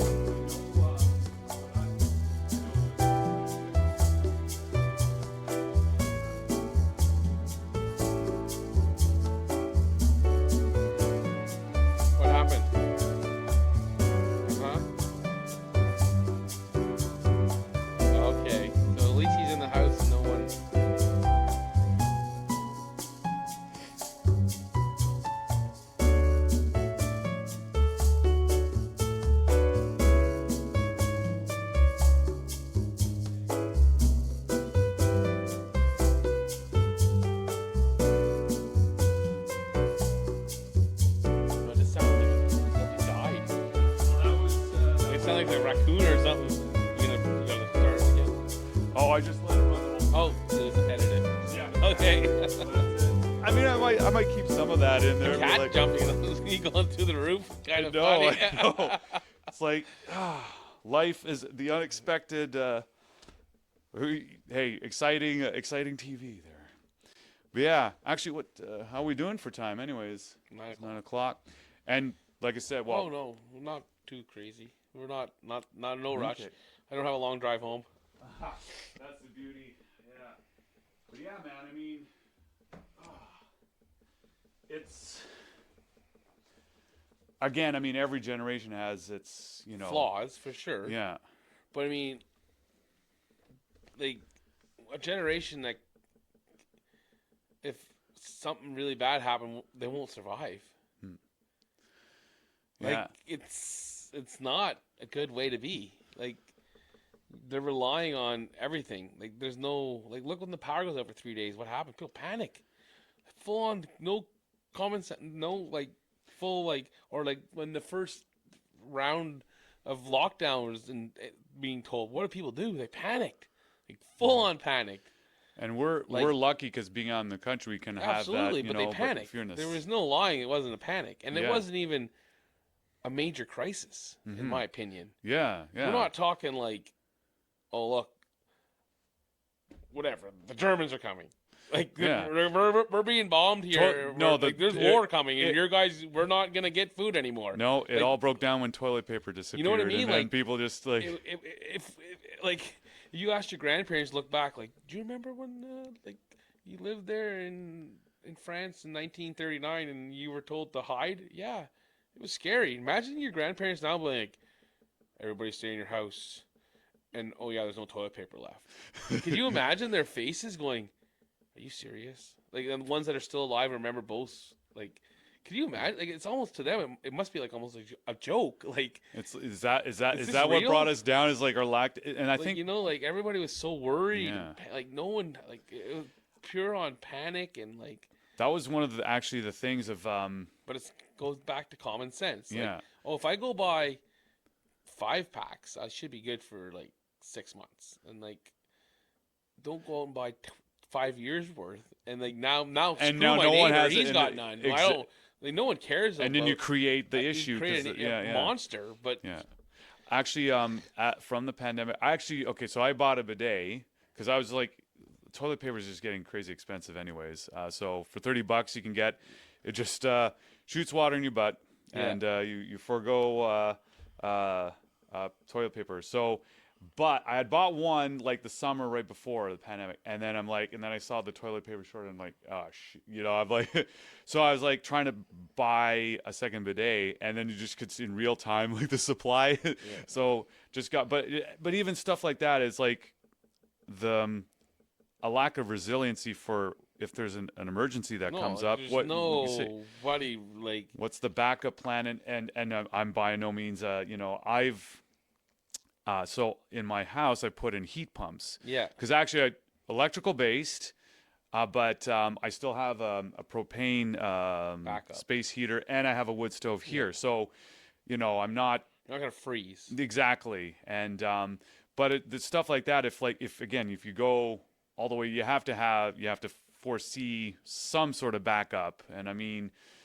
Once my propane, if it was a long-term thing, once my propane ran out, okay, if I run out of wood, then long-term not prepared. But that kind of thinking is to scale that up to country level to really think, okay, if we have a crazy storm that wipes it, because that derecho, really, we've been hit actually quite a few things. Could you imagine today's society with the ice storm?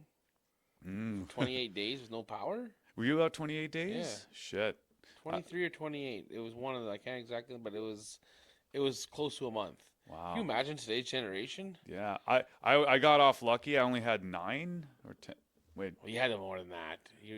Yeah, I'm trying to think. Maybe it was more than that. You were out a while because we were out. We had no poles. So every pole was gone. It was but then you just think is that But you figured it out. Harvesting icicles for the water. No, but you figured it out. Like yeah. You figured it out. You made it happen. Yeah. You found a way that the cows were watered. You shared generators with your neighbor. You did everything. Yeah. But now people wouldn't do that. Like, no, this is my generator. I'm keeping it. Just imagine or if you like steal your neighbors and not let them have it. Like, people are so cutthroat and worried about themselves. Mm-hmm. I think, and that's one of the when the pandemic hit, one of the things actually for me to start like a community garden is, first off, there was a skill set that not a lot of people have of how to grow food. No. And it's so it's just like, okay, maybe it's a small step, but it's like to build up that resiliency, even if it's just a handful of people who know how to grow their, you teach someone to fish, right? You feed someone a fish one day, great, they're fed for the day. But if you teach them to fish, they'll be able to feed themselves for life. And, so. Yeah, that's, you teach a man if he'll eat for the day, but you teach him you give a man a fish. That's the one. You give a man a fish, he'll eat for the day. But if you teach him how to fish, he'll eat for a lifetime. There's also another one I in there, but I'm not going to say it on camera. Oh, okay. All right. Remember it for after. So, we're kind of at this, and again, I think that's one of the reasons where I've been like practical things, like, for example, agriculture, like, farming in our area. Food production to me is a very kind of a base need. Housing and food, like shelter, and to feed ourselves, right? Those the most main importance is clean water and food. Clean water and food. Clean water is probably more important than all of them. That's true. Yeah, you run out of clean water, you run out of food, you run out of housing because you have nothing. You need clean water. Is your primary source necessity. Is it one or two? You can go without food for I think a week, but you need water. It's one. You can live in a cave for a long time with you water. can But if you live in a cave with a box of Twinkies, or you live in the thing with a case of water, you're gonna live a lot longer with a case of water than you will with a box of Twinkies. Yeah. Because once you're dehydrated, you die faster than you will of starvation. Yeah. Like your body can, metabolize itself for a long time. Yeah, your fat reserves. Once you're dehydrated and your legs start to cramp, you're just laying there. You're done. And it's done. Yeah. You need water. Yeah. Water's true that, and that's one of those. And again, that's why I'm kind of fixated with, like, the world is our life support system. So we got to treat our water systems, our waterways, the rivers, all that. And hats off to, like, the indigenous groups that are, water protectors and stuff, like, because raising awareness. If we can't drink it, why so that but those core things: water, food, shelter. Yeah. And then we've got technology's good and we've got the comforts, but really prioritize or appreciating these things, and then the community around us too, like the people we live and share our world with. I know a lot, like, we can interact on screens, and I have friends who, it's good to keep in touch. But like you had mentioned earlier, like, in a sense, we are more connected, but we're having a disconnect at the same time. And this kind of, that's why, coming out and playing hockey, or we're social, like, we're socially wired connected. To be socially. You run into like teenager working at a gas station, you strike up a conversation with them, they're like, what do we do? Like, why is this person talking to me? Here's your, they're like, they get all flustered because they're not. They're not. Well, I don't know. That's my take, and I feel like when you go into a gas station, they kind of like, what do you mean? Why are you talking to me? Like, they're kind of marble mouthed, like they're a bit like uneasy because they're not used to. Well, it's like you'll have a group of kids that are all in a circle and they're all on their phone, probably texting the person beside them. Yeah. It's not really even a joke. It's no, truth. I know. Yeah.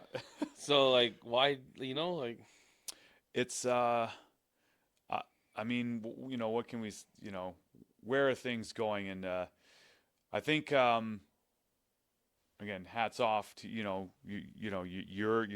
like with your the fairgrounds and stuff, and the events you're doing. And again, one thing that I can see actually on your social media feed, you'll see something, you share it, like, in terms of, like, oh, here's an event coming up, or there's a lost dog we need, yeah.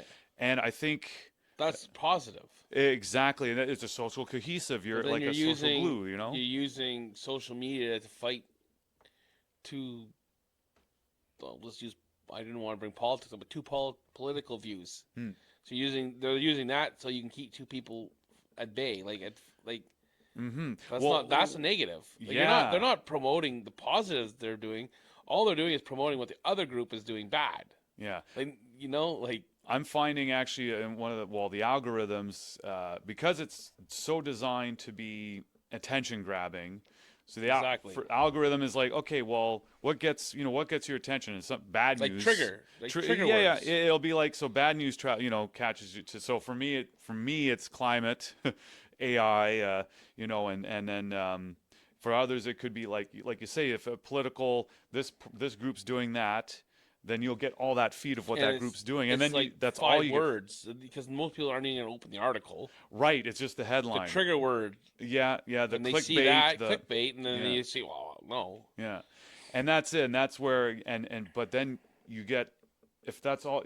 So once you get into an information silo, that the algorithm is just going to give you whatever is catching your attention, and then you just have kind of a very narrow worldview of what particular news. At one time, like, you only had news from the newspaper, and it probably I'm not saying it isn't, but it wasn't biased.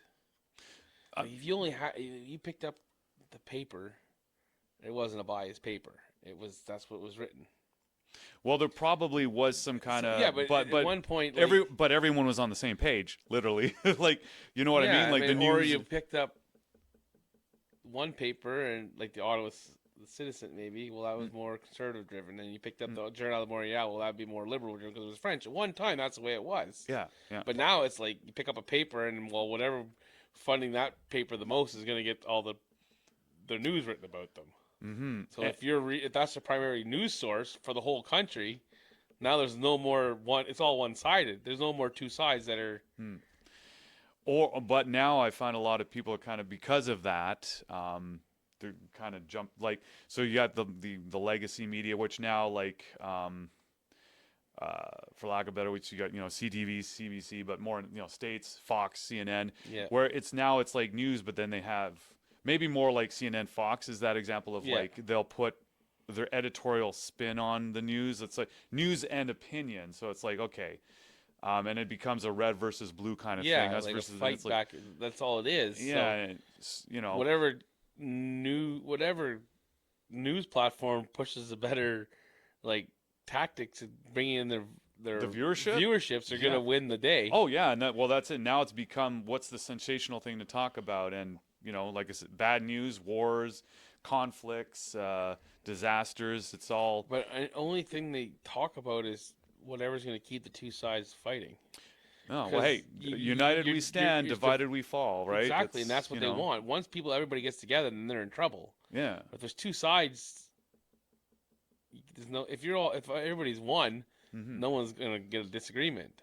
Yeah. But once you get two people that are on the same page, that's you have a disagreement, and that's how you can start doing other things when people aren't. Right, because now people are so busy fixating on this one issue there's someone over there like doing something even. Someone's downstairs attacking the cat, kind of deal. Exactly. We're it's up like, here. yeah, exactly. Damn it, our attention. What's going on? Shoot.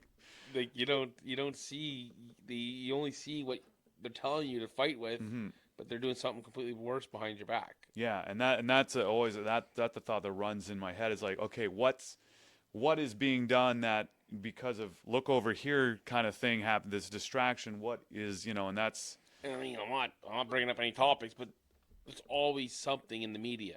If it's not one thing, they find something else to talk about. Like, they use one example, they use one thing, and then people have kind of given up on that. Well, we better find another thing to keep people disagreeing about. Bring that up. Oh, that's kind of blown over, so we'll bring up another. Oh, someone's. And that's there's always where, something that. Well, and that's your. So, and I'll come back to AI because that's been my newsfeed. But so now the era of deepfakes, so where you can have like a photorealistic video of anybody, someone getting arrested or someone in power saying something. It's now pretty much convincing that, like, I have a hard time. Is that real? Is that fake? Exactly. So that the fear of illusion is real. Is like, so now and AI can just kind of generate this en masse. So I think going forward, we might have this paradigm shift of like, you know what?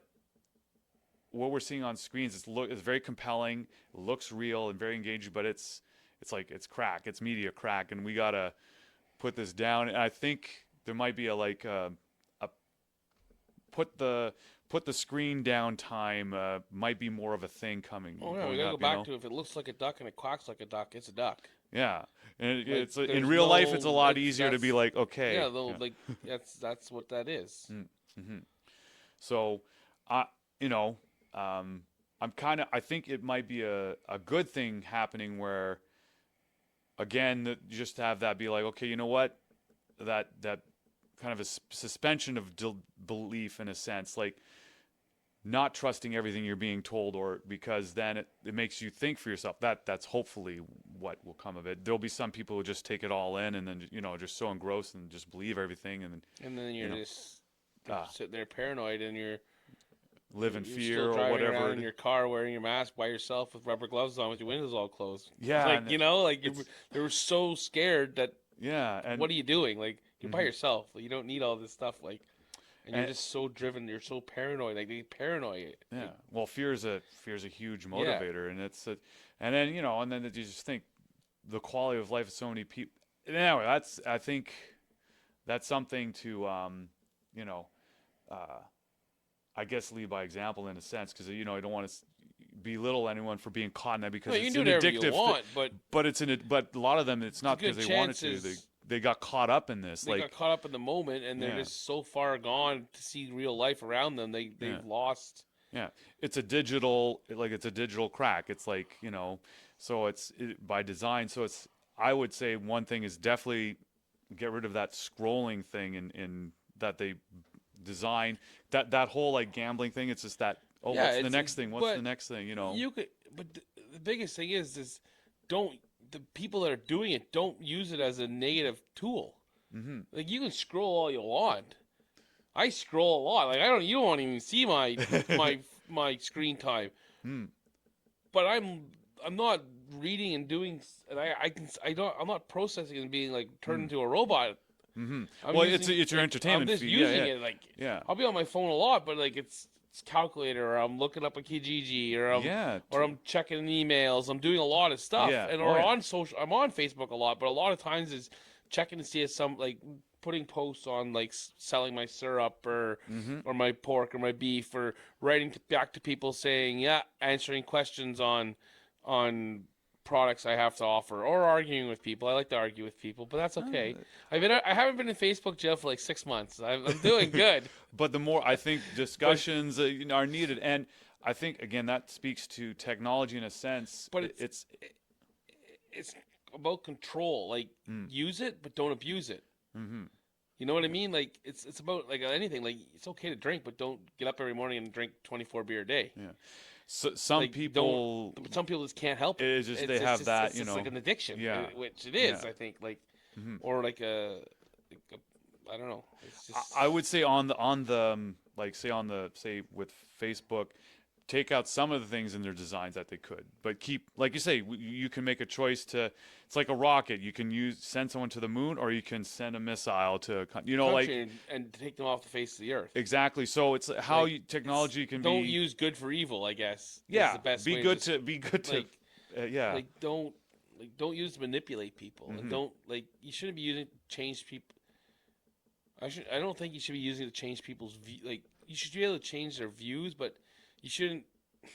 I don't think that's the word I was looking for, but it shouldn't be used as a negativity, or it's like you can guide, depending them, on how you. Well, if I understand, and I don't want to put words in your mouth, but I think what I think you're saying is that the tools right now, like, say you can manipulate, like, say with Brexit or how social media, like, if you direct a certain tailored piece of information to someone, you'll make them react in a certain way. Versus here's one side of the issue, here's the other side of the issue. Here, make an informed decision. And here's your information. For sure, and the biggest, and you can tell, and you can ask people, like, well, that's not true.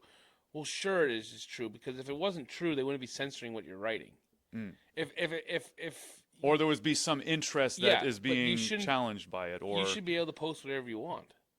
There shouldn't be a censorship, or you shouldn't be if it's out there to the public, you should be able to. Everything should be out there. There shouldn't be one side of the story being posted. If you want to write or you want to share or you want to say something about it, within reason. Like there's certain things that shouldn't be there. You know, like, but like when you're sharing stuff, just because of like Meta, like the group, they don't like it. Well, you just they shouldn't be axing it. It should be, like. Yeah, Because that's just showing that they're owning and they're putting up only what they want people to see. yeah, and that's how do you do it? Because like you say, there could be you don't want a Nazi going on and Well, obviously, but that's common those sense. those are common that sense. was Exactly. bad. You don't want that to happen Yeah. again. It might be good to say there's a historical lesson of this is what happened. Let's not do that again, and then move on from that understanding. You can't have you can't have someone like campaigning for that kind of thing. Yeah. But I mean, you can't be censoring one other person's view if it's like a everyday view. There's a lot of people that are on the same page. If half the country's on the same page, but they're trying to be shut down because this group doesn't like it. Well, how's that fair? Yeah, it's how do you have forum for a discussion on things, and if you only have one side to discuss. Like if you're trying to erase one side and not let them voice their opinion, it's not going to be much of a discussion. Right.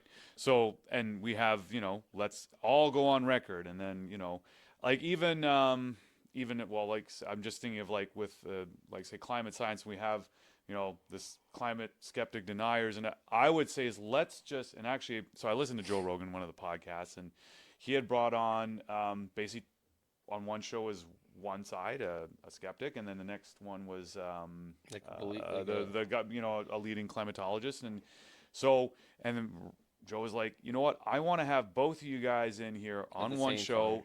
Bring in your pilot member, you bring in your, can we just go through this and get on the same page like it's like or within the same book. Exactly. Right now we're not even in the same printing press. Exactly. We're in and I mean we're so far, but parsing the information, because there's it's there, and I wonder if that would help though. But stuff like that, it's like let's have a televised thing of like, okay, here's this body of information, here's just the body of information, and just synthesize and get that critical thinking, and and on so to bring weight to someone who's okay. So I know we just came with the pandemic. Doctors or virologists, they should be a certain way, because if you're studying it your whole life, that there's a certain weight. But then there's definitely other camps. Now, proportionally, like let's see, okay, what's the body of research on side A, side B, side C? We have such access to information. Now, if and this is okay, it is a slippery slope, but maybe it's to recognize that if something does get out where, I don't know, if it is bad advice that seems like it makes sense, but then it's like, oh, let's just do it, and it goes like wildfire. Yeah. I'm just trying to think, put my shoes in that, policymakers like, well, let's just try this, and then it's like, oh wait, that's the wrong thing, but then it just everyone does it because it seems like a good idea, and it's like, okay, that was bad, but that's going back to the whole like Asian beetle, thing. Is like, we do this, what are the consequences? Here's the possibilities. At least it's an informed consent, and but yeah. So just I wanted to bring in a few other things, and it's kind of tying back to agriculture. And I didn't have a chance to ask you, but so do you still work at Splendron at all, or is there? I still work off farm. Okay. In the fall and spring, and okay, and then I work off farm in the winter too. Because this is more just one of the I had brought up biodigesters because I was thinking of food waste, right? So right now there's a big issue, and I don't know what the percentage is. I want to say it's 30% of what people buy they just I don't think Canada's eat. higher than It that. could be even higher. We're Right? one of the highest countries in the world, North Okay. America, for food waste. Okay, so I was thinking It's 60, unreal. but it could be something, It's you know, high. yeah. And it's like, you know what, that's a lot. So one side of it I know is like a lot of the expiration dates that are put out there are kind of arbitrary There's first a lot off. of issues. Yeah, And it comes back to common sense. right. They can't give, if something, like, I tried to get food waste from to bring home and feed the pigs. But they can't do it because if someone decided to eat it, got sick, they're going to sue. Hmm. Because no common sense. And I know like my brother used to work at Tim's and the bags of You know how many donuts they throw out? I know, it's Like, what are you garbage bags doing? fulls. There was what I watched a documentary, just the behind Whole Foods or whatever. Anyways, it's like the whole bin's full of like. Yeah, and I saw it. It was on, I think, well, one of the ones, I think it was Fifth Estate. Was it Fifth Estate? Is it the one in Canada? Fifth Estate, I No, think. that's Marketplace. Marketplace. That's And yes, it was yes. on it, and it was astronomical how much food we waste. And again, all that energy that went to growing But- the food, transporting the food. Now we have to transport it to landfill. Now it's going to make methane. Break it. It's like But the packaging is. That's the consumer. They want like I know for sure. I got he's kind of a friend of mine, but a guy I know, he's got a beef feedlot, Yeah. and you should see the corn, the stuff he brings back from Green Giant that's rejected, and he feeds to the beef, because the corn they want Oh, they're 10 not cobs, perfect. 6 inches long. And that's what it's got to look like, because they wrap it in their saran wrap and they sell it to the consumer. And here's 6 cobs of corn that are all 6 inches long, 1.5 inches round with 14 kernels. Perfect. They want that. Yeah. And yeah. if it doesn't meet that, they scrap it. Nothing wrong with the corn. Mm-hmm. Mm-hmm. And they feed it to the cows. Yeah. Why did all that waste? It's not waste. I shouldn't say it's waste. It's getting turned into. But a well, meat byproduct. thankfully, it's But and, you know, they're always like, well, you got to get rid of the cow. Well, now you don't have cows to eat this, and now it's going to be completely wasted. and so a low hanging fruit there I know is like getting the food processors to your corn is slightly longer, whatever. Let's be less picky, or having this It tastes the same. high fashion approach to our food. And because again, that's a lot of the issues of, you know, the environmental degradation is like, if we cut down food waste and start throwing out this perfectly good food, the energy, like, we're going to be much more efficient. There's, you know, You wouldn't need as much. Yeah. Because demand would be higher, so yeah, and it would be all used, so you wouldn't have. But now it is. If we waste 70% or 35% of the food we Mm-hmm. use or we grow, well, Yeah. that's 35% of the land we don't need. exactly. Indirectly, not really, but yes and no. We could, but But either way, you it's know what I'm saying, Yeah, like- yeah. And so to me, it was just thinking about that. So that would be one issue. And I know one of the this documentary. So one thing is they were saying about the expiration dates on the foods is actually arbitrary. It's not. I don't follow them. You got to Oh use no, your head. well, use your nose And use your brain. Like if it's Or- milk yeah. or dairy or meat, you stray. You got expired milk, don't drink it. It's Yeah. gonna make you sick. Yeah, You got expired ham or cold cuts in the fridge, you don't eat them, or meat. Yeah. But you got a yogurt or cheese that's like Now like, that has been to go with processed a education. bit. A lot of people, if they know- like, yeah. oh, the cheese has got a little bit of mold on it. Well, cut I it got off. blue cheese It's now. gonna eat it, but it's Yeah, not yeah. gonna kill you. But some people, oh my god, this piece of you don't realize like a lot of cheese is mold spores. That what makes the milk break down. Yeah, yeah. Exactly. It's not bad. Exactly. Or like a can of tomato soup, it's the week over expiration date. It's not good. Or like bananas, I mean until they're completely rotten, but I mean like banana bread. or whatever But like yeah, for sure. And it's those things. they're not going to again, kill you. if It's not you, going to make you sick. It's just so number one, if you could those expiration dates, like go to the food industry, be like, okay, if you're gonna put a date of manufacture, makes sense. Okay, that way at least you have a reference. oh, it was made this day and Yeah, that makes it. You want to track your lot numbers and when that for traceability, that makes sense. And educate consumers. So then schools are like, hey, yeah, say yogurt can last longer, but yeah, meat and dairy, be careful. watch it, like use your brain.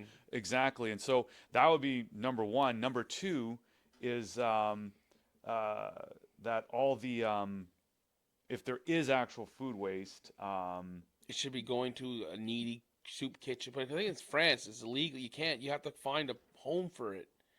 Or, like France will. I think I don't. You can't. You have to find a home for your. You either got to go to a farm or it's got to go to like a shelter or. Okay. Don't quote me on that, but I remember reading or something seeing to look something. in. Okay. You can't just like, oh, I'm throwing it in the dumpster. So like if you got a bakery and you got 25 loaves of bread left, and it's Saturday night, and you're not opening Sundays, you have to take it to a homeless shelter, find a farmer, or find someone to take it. You can't just throw it in the garbage. We'll have to find that. But that's Europe. Europe's always ahead of us. Yeah. Well, that'd be something to look into. But we live in a Sioux nation. But here we're hearing about, and that's something to look at, because I mean, there's certain circumstances where that suing, and actually that's a whole. It might have some benefit. But everyone's so worried about liabilities, and everyone's so worried about. But again, that's because we lost common sense. Yeah. That could be. Don't You could make a policy, or you know what? If I went and say propose, okay, you know what? We should have a law where a Good Samaritan law or something, or like the states had this documentary. Watched it, was I forget the name of their bill, but there is a bill that covers that if you give to a food bank or whatever, you're covered. If in good faith you're giving food, you're covered. So whatever legislation, maybe that could be in a sense inspired in something similar done in Canada, and it's like, okay, Tim Hortons, you have to, we're not going to sue you if you put your day-old donuts in a box and we ship it to because now, at the same time that all this food is being thrown out, we're hearing food banks are in demand. Like, you know what I mean? Like, food banks are in the highest ever because so many people are looking for it because they can't afford to eat. So, but we're still throwing all the food out. And then you have, people are going in a dumpster. And kudos to, I don't look down on people like if you're going in and rescuing that food, but having to go into dumpsters and a dangerous situation. It's not safe. It's not good. No, it's not. Why not just show up at the thing and pick up a blue bin and walk away with it? Exactly. And so that's a whole, again, low-hanging fruit where we can solve a food issue, we solve a waste issue, and it just, again, it's one of those things where this should be in the news. Like, connect the dots. Like, yeah, but they don't put stuff in the news that makes sense. Or too boring. It's like, they don't want stuff that makes sense because then people be like, huh, well, that makes sense. I should do that because that's a good idea. Too now boring. They're just doing, well, I've seen this 10 times and that was driven in my head. I must do it. Like there's no thinking for themselves. Yeah. Like, I don't know. Because like I said, I looked into trying to get like when I have my pigs, like take a couple of blue bins. Say, hey, I said, you know what? Why don't you? I'll just leave the bins there, and you fill them. You don't need to know who I am. I don't need to know who you are. And the bins are gonna disappear at night, and I'll bring you back empty ones in the morning. But they were still like would still because if I took it home and I ate the pretzels or the thing or the whatever was in it and I got sick, I said, well, I got it from Vankleek Ag Foodland. They get but I don't they won't do everyone's but there's no reason not to. Good food sharing, good faith food sharing. All right, like I can imagine how much you could get. I mean, but why not just give it away? Yeah, why throw it out? Why not just give it away or sell it for like 50 cents? Well, number one is like those expiration dates when they're throwing it out when it's still good. Get rid of that first, so it can doesn't get prematurely thrown out. And then if but they do. Like I remember because it was definitely marketplace, and they went through the dumpsters at night, and they found like food that was expiring in a week. Oh, even before because they're probably going into new shipments coming in. Yeah, or got to make room for. They got to make room, or like because everything's supply chain, right? Like like you based on you sell this much product a month. And we got 2 days of snowstorm, and now we're behind because the store was closed, or and now we ordered 100 cases of yogurt, and now we only have room for 50 cases of yogurt. So what are you gonna do with? You're not gonna keep, and then you gotta watch because there is, and I think you're gonna see a lot more of. We're not going in the good direction for food waste. We're getting the worst because everyone's too lazy to do their own groceries, so they're all ordering online. So if you order online, you don't get the 50% off stickers. I love going to do groceries because I love the reduce aisles. That's kind of right. I bet you are too. Yeah, man. If you walk through the grocery store, you're going through the yogurt section, and there's 4 yogurts there, 2 50% off and 2 not. You're going to take the 50% yogurts. But if you're ordering on your online grocery order, the little 18-year-old student that's doing it, he's not picking the reduced 50% off. He's going to take the 2 fresh ones. Yeah, So it's going to get worse.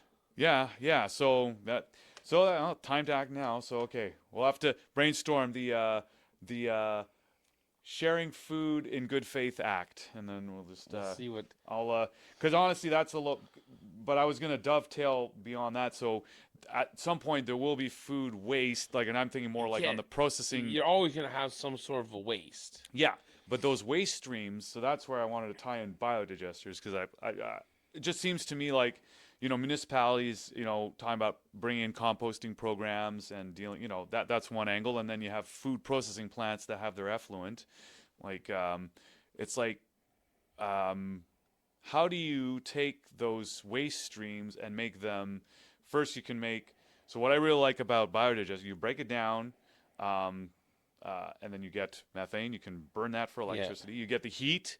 And actually, so the other thing, so this inspired me. So I went to Dandydale Farms the other day. There was a local group, Eco East, and did a tour and brought in the high school students to be like, hey, they showed them biodigesters. And actually, I want to show them more local farms. So if that would be something of interest, trying to get, students, the next wave, interested in, industries. So it's the Green Industries course. So it's like trying to, get them interested in something outside of a computer screen. Outside of a computer screen. Though it was funny, actually, is some of the components, like, so they have automatic milking machines. Oh, yeah, they have all kinds so of there stuff, was, they were talking about one of the people they were consulting with was remote working in. And so I did to some of the students, it's like, well, you don't have to you necessarily give up a screen to work in this industry. No, for sure. But still, but anyways, but in that, the nature of that, showing on site. So you have a biodigester, but they have it heat exchangers set up with it, so the heat coming off the biodigester,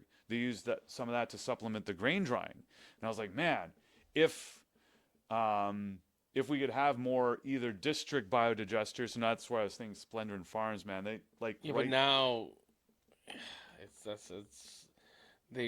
that was brought up with, but now you're gonna be trucking. You're gonna be trucking stuff all over the place, bringing it there.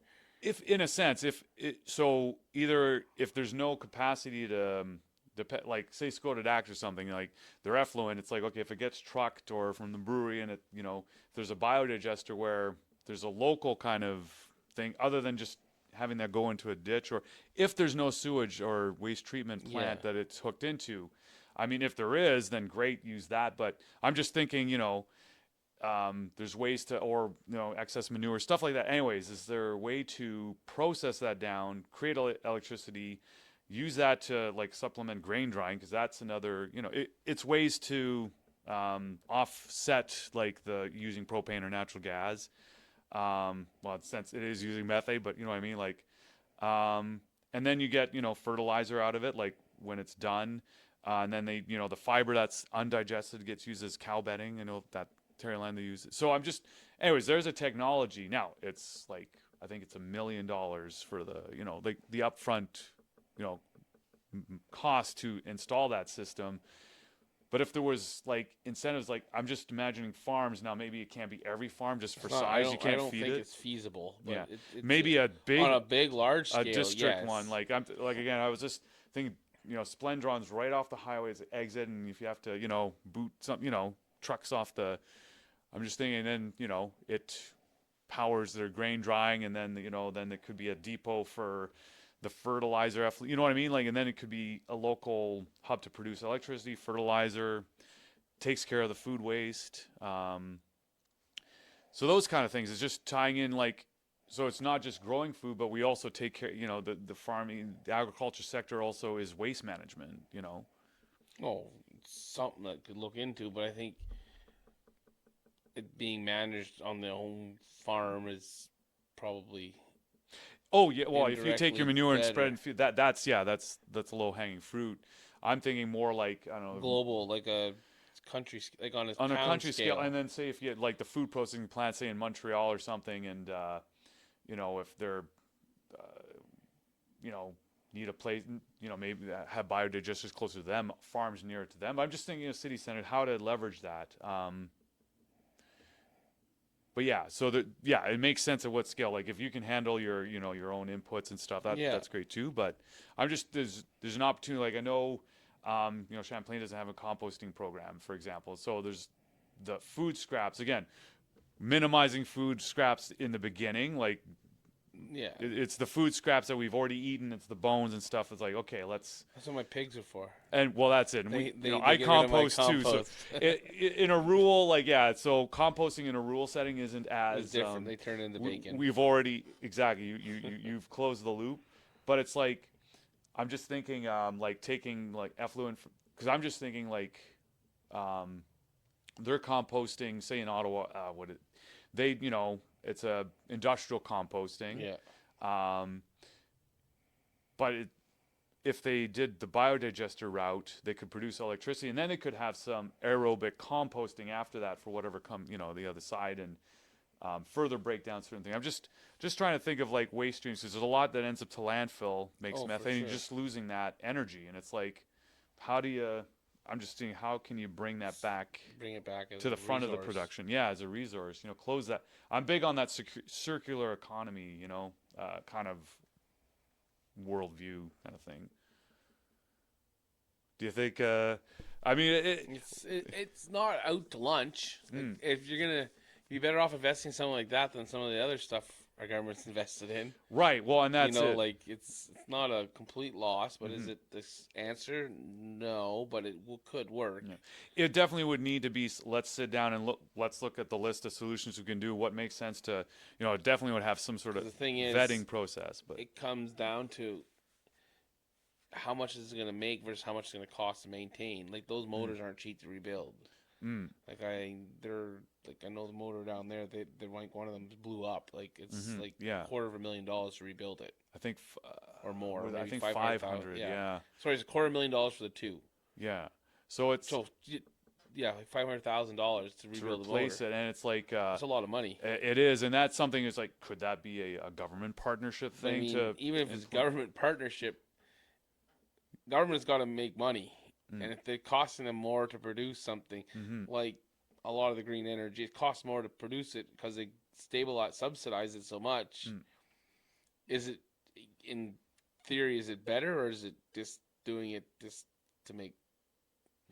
It would have to, it would have to. It's got to be feasible. Yeah. Everything has to be feasible. What you do. Yeah. So number one is like, okay, first off, can we put the value to the environmental damage that gets offset? Okay. Then, like you say, maintenance, upkeep. Okay, what's that? And then, the power that it produces, the fertilizer it produces. What are the savings there? And for sure, cost benefit. Yeah, and definitely, you have to go through that process, that exercise. For people who love numbers. But yes.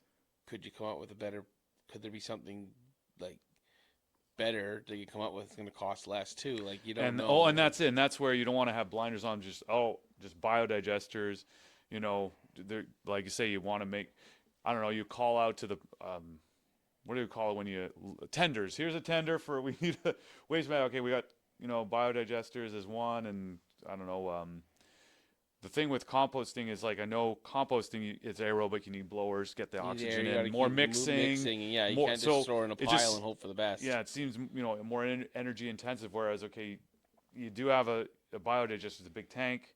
You do have to, the heat it generates, you have to make sure it heats itself so it sustains. I think it has to be 40 degrees C, keep that.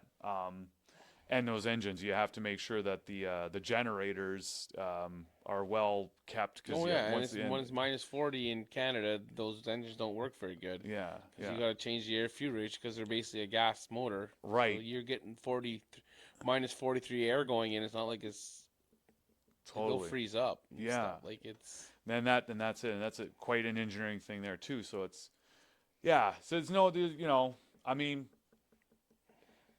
A lot of jobs, like people say, jobs for engineers, and it's like, how do we take the great minds we have in this world, and a lot of them seem to be geared at designing useless toys or something. You know what I mean? Like, there's talented people who are on the front edge fighting, cancer research and stuff like that. And but if there was a way to really, like, people who are going into STEM and be like, hey, waste management is one thing, or how can we optimize? It's like. our the next generation of students, that should be something in schools, like, hey, let's go into trades and know how to fix generators. Let's design for systems. sure. It's like manufacture more hands-on, like potential. So it's No, definitely. yeah. So I'm trying to I want to end on a hopeful note. And that actually feels kind of hopeful. But so first off, just want to check in for time. How are you doing for? I don't know what time it is. I think we're closing in on. I think we've almost done 3 hours. Okay. So, in terms of so for your farm, so next steps on you right now, you're going to be a lot of rain right now. What's next steps coming up? I know. Let's talk about that. Well, slowly getting equipment out and worked on, and make sure it's gonna be ready to go, and like just waiting for nice weather. Like What it's wet now. So do you check the Farmer's Almanac or any of the traditional? No. Or okay. I'm a when it's ready I go. Cool. Okay. Be ready for when it's ready. That's very practical. Because if it's ready to plant, you're ready to go. Go in. You can't look in a book and say, "Oh, you should be ready." You can't look at the calendar. Well, it's May 1st. Got to plant corn. Mm-hmm. And my fields are still too wet. You plant when it's ready. Yeah. You check the soil temperature, and when it's ready to plant and it's dry, you plant when it's ready. That's very sound advice. There's It's no like, teaching that. It's just Yeah. don't wait. The whole thing is, I saw it was a joke. It was a meme. It came up. It said, I think it said, reminder: do not go plant if your neighbor just because your neighbors are planting. Like, don't be a lemming. No, like it's because someone else is doing it doesn't mean yours is like. But there's always got to be that first person. Yeah. It takes that first person to do something. You know what? And that's it. Well, to be a trailblazer, a pioneer, taking a risk, kudos. Sometimes it'll work, sometimes it won't. No, if the conditions are right, it's the earlier you can get planting, the better. Your growing season is going to be longer. Like it's Yeah. And I mean, if you know your land and be like, okay, and the conditions, or in any venture that you go out to, the good gamblers are the ones who really know the conditions, and it's like they know it'll work. Well, I like maybe I not like to use I like to say I wouldn't say I'm the best farmer in the world, but I'd say I'm good at it. But I can tell you one thing: I'm a terrible gambler. Yeah, My casino track records are. If that I was was as bad at the gambling as it wasn't farming, I'd be bankrupt. And I thought we went. Actually, we were supposed to go away this summer or this winter. We had a getaway with 2 other couples up to the spa in the Rosemere. Okay. But it was that -43 weekend. Oh my God! Yeah. So we're like, me and Val, like, well, we got the kids are gonna go away to her mom's anyway, so we'll take the trip. We'll go to Ottawa, go have supper, and we'll go to the casino. I went to the casino, and I was like, well, there goes $600 I'll never see again. like, you don't, like, I had no luck. Like, no, there wasn't one, like, I'm on a hot streak, I should quit, I'm ahead. No, it never happened. Oh, it's just like, I never won any money. Like, you never got up. Like, you never got, I never, like, you never even, you didn't even like, be like, you didn't even like, oh my God, I'm going to get it. No, never. It's like, oh, here's another $100. It's gone. Oh, never, you never had $100 and look down. It's like, oh, my $100 I put in, I'm at $200 now. I'm going to quit and walk away with my $200. No, it's like, ding, ding, gone. Oh, well, try it again. It's like, why what just happened? maybe the blessing in disguise is that I'm not not going back again. Or no, like, yeah, it's just fun. Like, it's if I like everybody says farming is a gamble, but if I lost money as fast as I did at a casino, I wouldn't be in business. Exactly. And that the gambling analogy wasn't really, but I think when I heard it, it was more like someone who would be that sure to the really high stakes. But let's not even think gambling. Farming is about using the tools you're given exactly and the best you can. Yeah. And put it and do what you can, and just hope for the best. You Right. can't control the weather or the moisture. Yeah. Well, you're at the mercy of the elements. Once it's planted, you just do what you can to watch it to the stages. Like if you think you're gonna have an infestation of some sort of, like, you got to scout and check out Like for the aphids, if the threshold climbs above what it should be, well, you got to take action or your crop's gone. That's a question I did want to ask you. So have you noticed any conditions in growing since you started, or even like growing up on the farm? Like, I'm just gonna bring context. For me, I seem to remember that winters are a little more mild than they used to be. Like, have you seen anything in terms of growing seasons, or okay, Not really. The winter's more mild. or a rain? Or is I there don't know. anything Some winters, this winter we had no rain. Some winters you have rain. Yes. Why do we have an ice storm in 98? Yeah. It's supposed to be getting warmer. Well, it was pretty damn warm in January 98. Oh yeah, well That was 30 some years ago. yeah. So, it's Okay. But there's and that because you're out front line, right? for sure. So it's changing, but like nature's gonna do whatever it wants. We can try as hard as we want to control it or pollute or not pollute, but at the end of the day, it's gonna do whatever it wants. If it decides in 10 years, it's gonna say, "I don't want people on here anymore, and I'm gonna flood you all out, or I'm gonna burn you all up," we're gone. And there's no amount of tax or anything we can throw at it to save us. And that kind of the impetus. Well, I still think there's hope that we can do, like we can make our air clean, water clean, people healthy. Well, you can do all that, but if it decides, but nature, no, you're right. We're done. I mean, heck, like if the dinosaurs paid carbon tax, will they still be here? no, they didn't pay the asteroid tax. That was their problem. Whatever. They focused on. But you know what I mean, like. Stuff happens for a reason, and right. Who knows what the cycle is? Is it 10 years? Is it 100 years? Is it a million years left? It's a cycle, and who knows what's... well, I think that's I think a good way to say is like live life to the fullest, because you never know when when it's going to be. Well, no, it's true though. Yeah. Oh, yeah. But live it so that down the road, in 100 years, people could potentially still live it too. Oh yeah, you have to leave. You have to leave the seed. You have to. But don't try and do something that's not going to do anything just because you think it's going to do something. Yeah. Makes sense. It's common sense. Yeah. Like don't dump raw sewage in the ocean.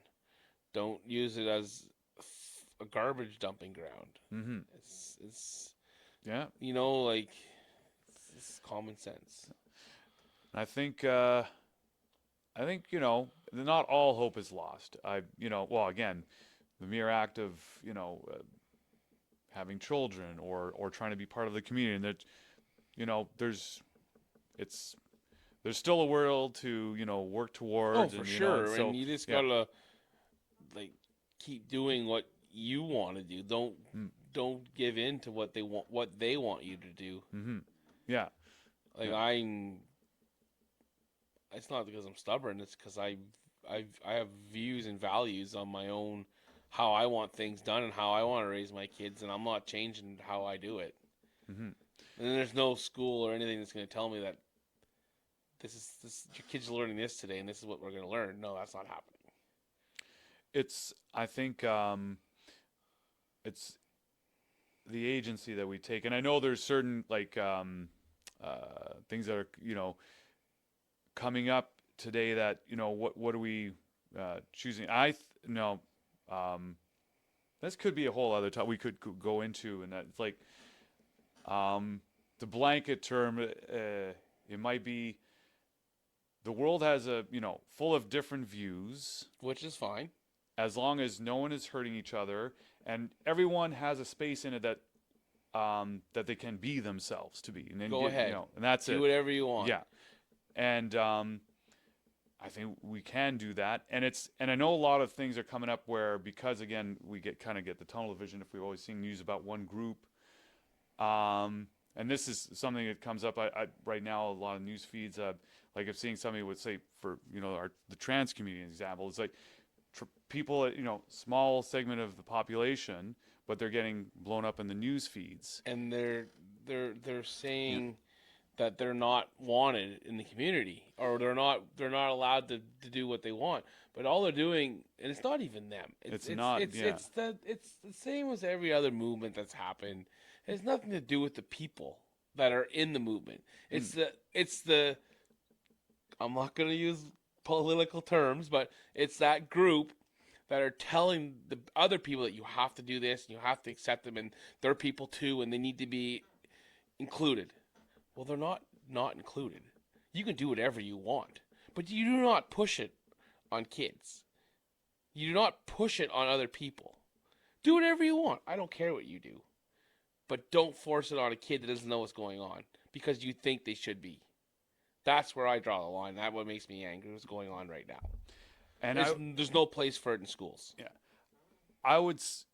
So my take on that is, if it's to be, because when we went to in school there was sex ed, right? So the sense of, if you present, okay, here's the possibilities, when it's age appropriate to learn about, but when you're developing as a child, and if you start realizing that maybe you're not quite like others and stuff, there should be a way of like, okay, here's the possibilities, or what could be out there. But saying that indoctrination is one thing, but saying here's resources if you need, talk to your parents, there should be a way of saying, okay, you can be yourself, here are the resources, make sure you are given as much information as you can. Are things, for example, with a trans person going through it, if there's medical intervention, you want to make sure there's no shortcuts, there's no for-profit motives, there's no, there's elements like that could be put in play where, like, because if someone is, going through that, and I'm not, not trans, so I don't know what it's like, to be, in those shoes. But to say it's like, okay, what are your options? Like, if you're, what's going on with me? Am I normal? Am I, where do I go? You know what I mean? Like, dealing with that kind of stuff. Oh, for sure. But I mean, if you're having like this, like, unsurety of who you are, Mm-hmm. you probably have something wrong with you.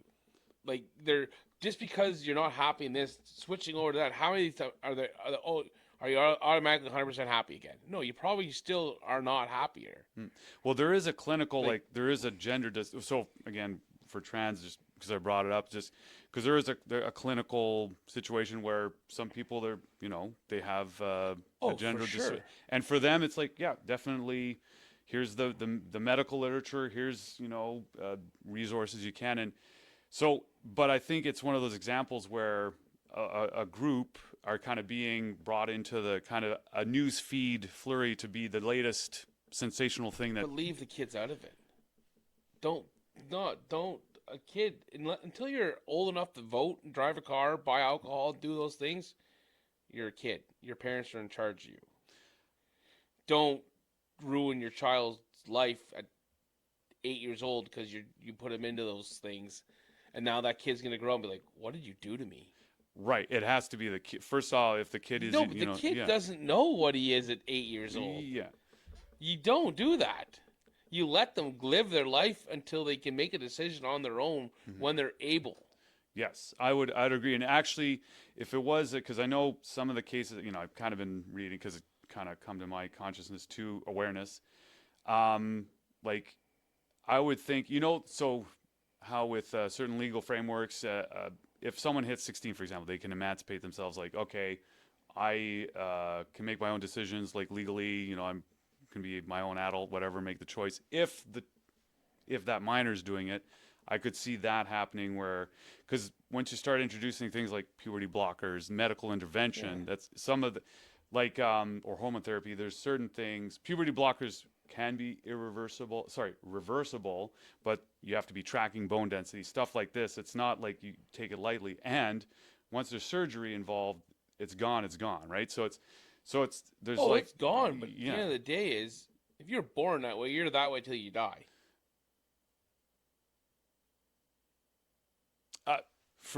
So you're saying that if you're born with your body, if you're born the way you were born, there's no anything you can do to change it. if you're born with everything to make you a male hardware, or yeah. female, you can do whatever you want, and you can put a dress on, a ponytail, a wig, do all the medical, do all the transformations you want. But at the end of the day, is you were born that way. Unless you have a physical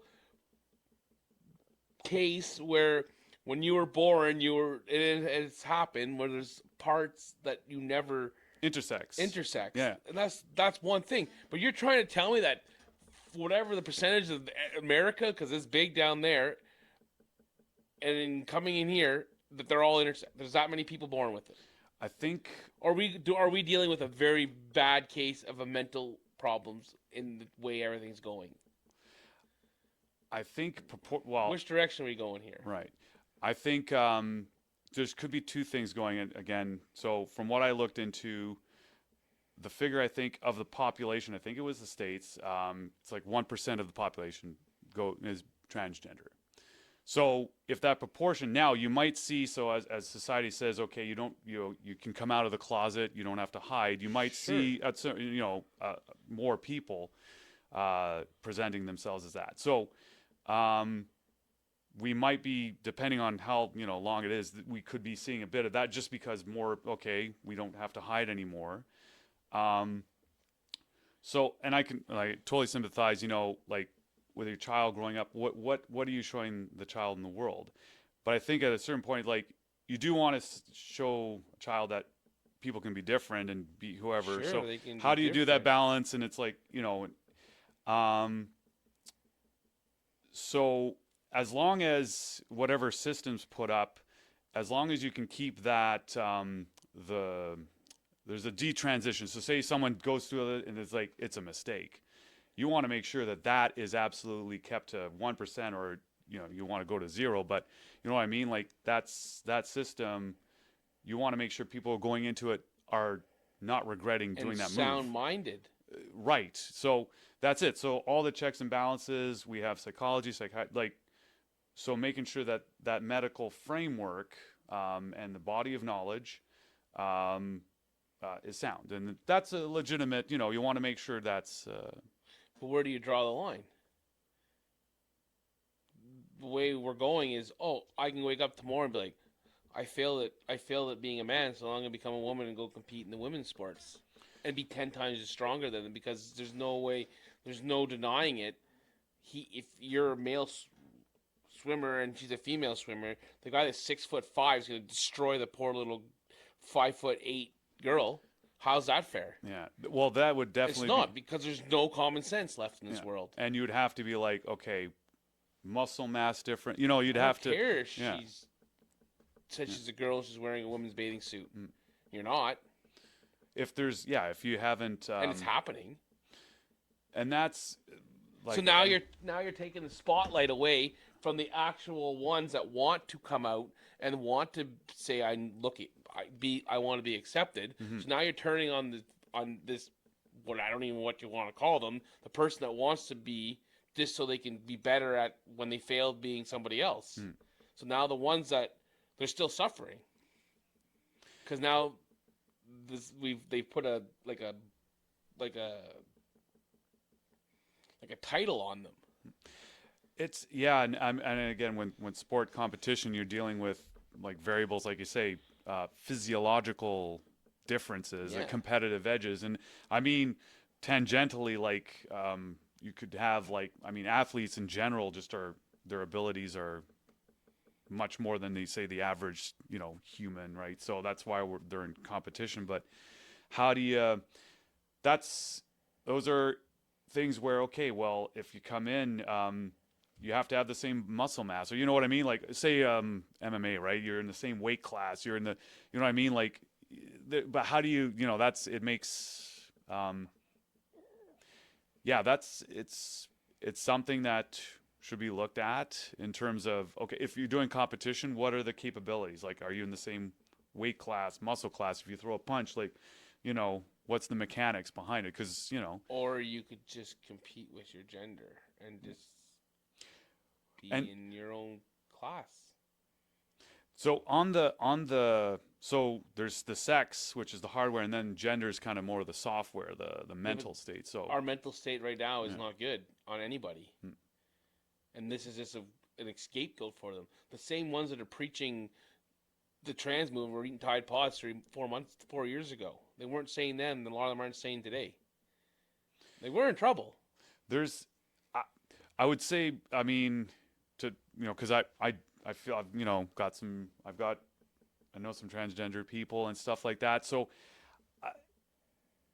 I kind of feel for their situation that you want to be part of the world and one of the society, and so if No one's telling them not to be part of the world Yeah. and be society. yeah But yeah. just don't live your life. Hmm.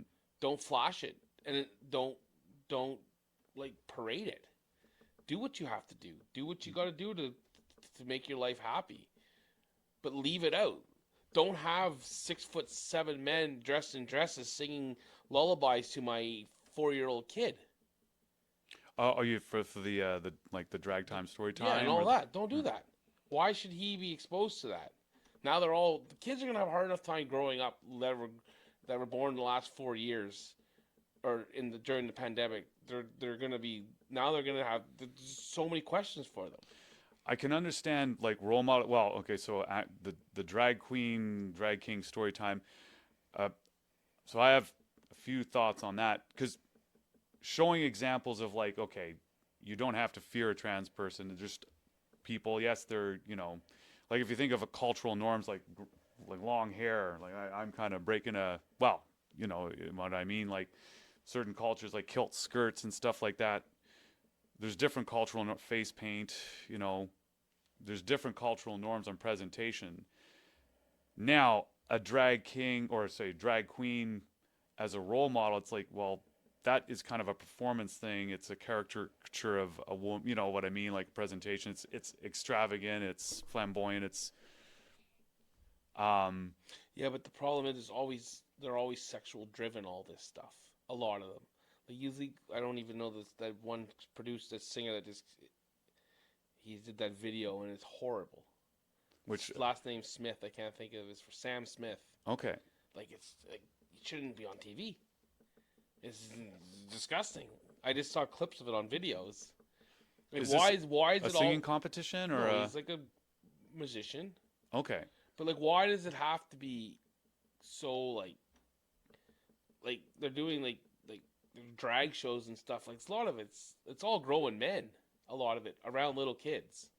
It's not normal. If there, and again, It's I not normal. haven't seen the videos. It's You don't. A lot of times, it's not grown women becoming men. Hmm. It's the other way around. yeah, more drag queens than drag kings. Yeah. It's yeah.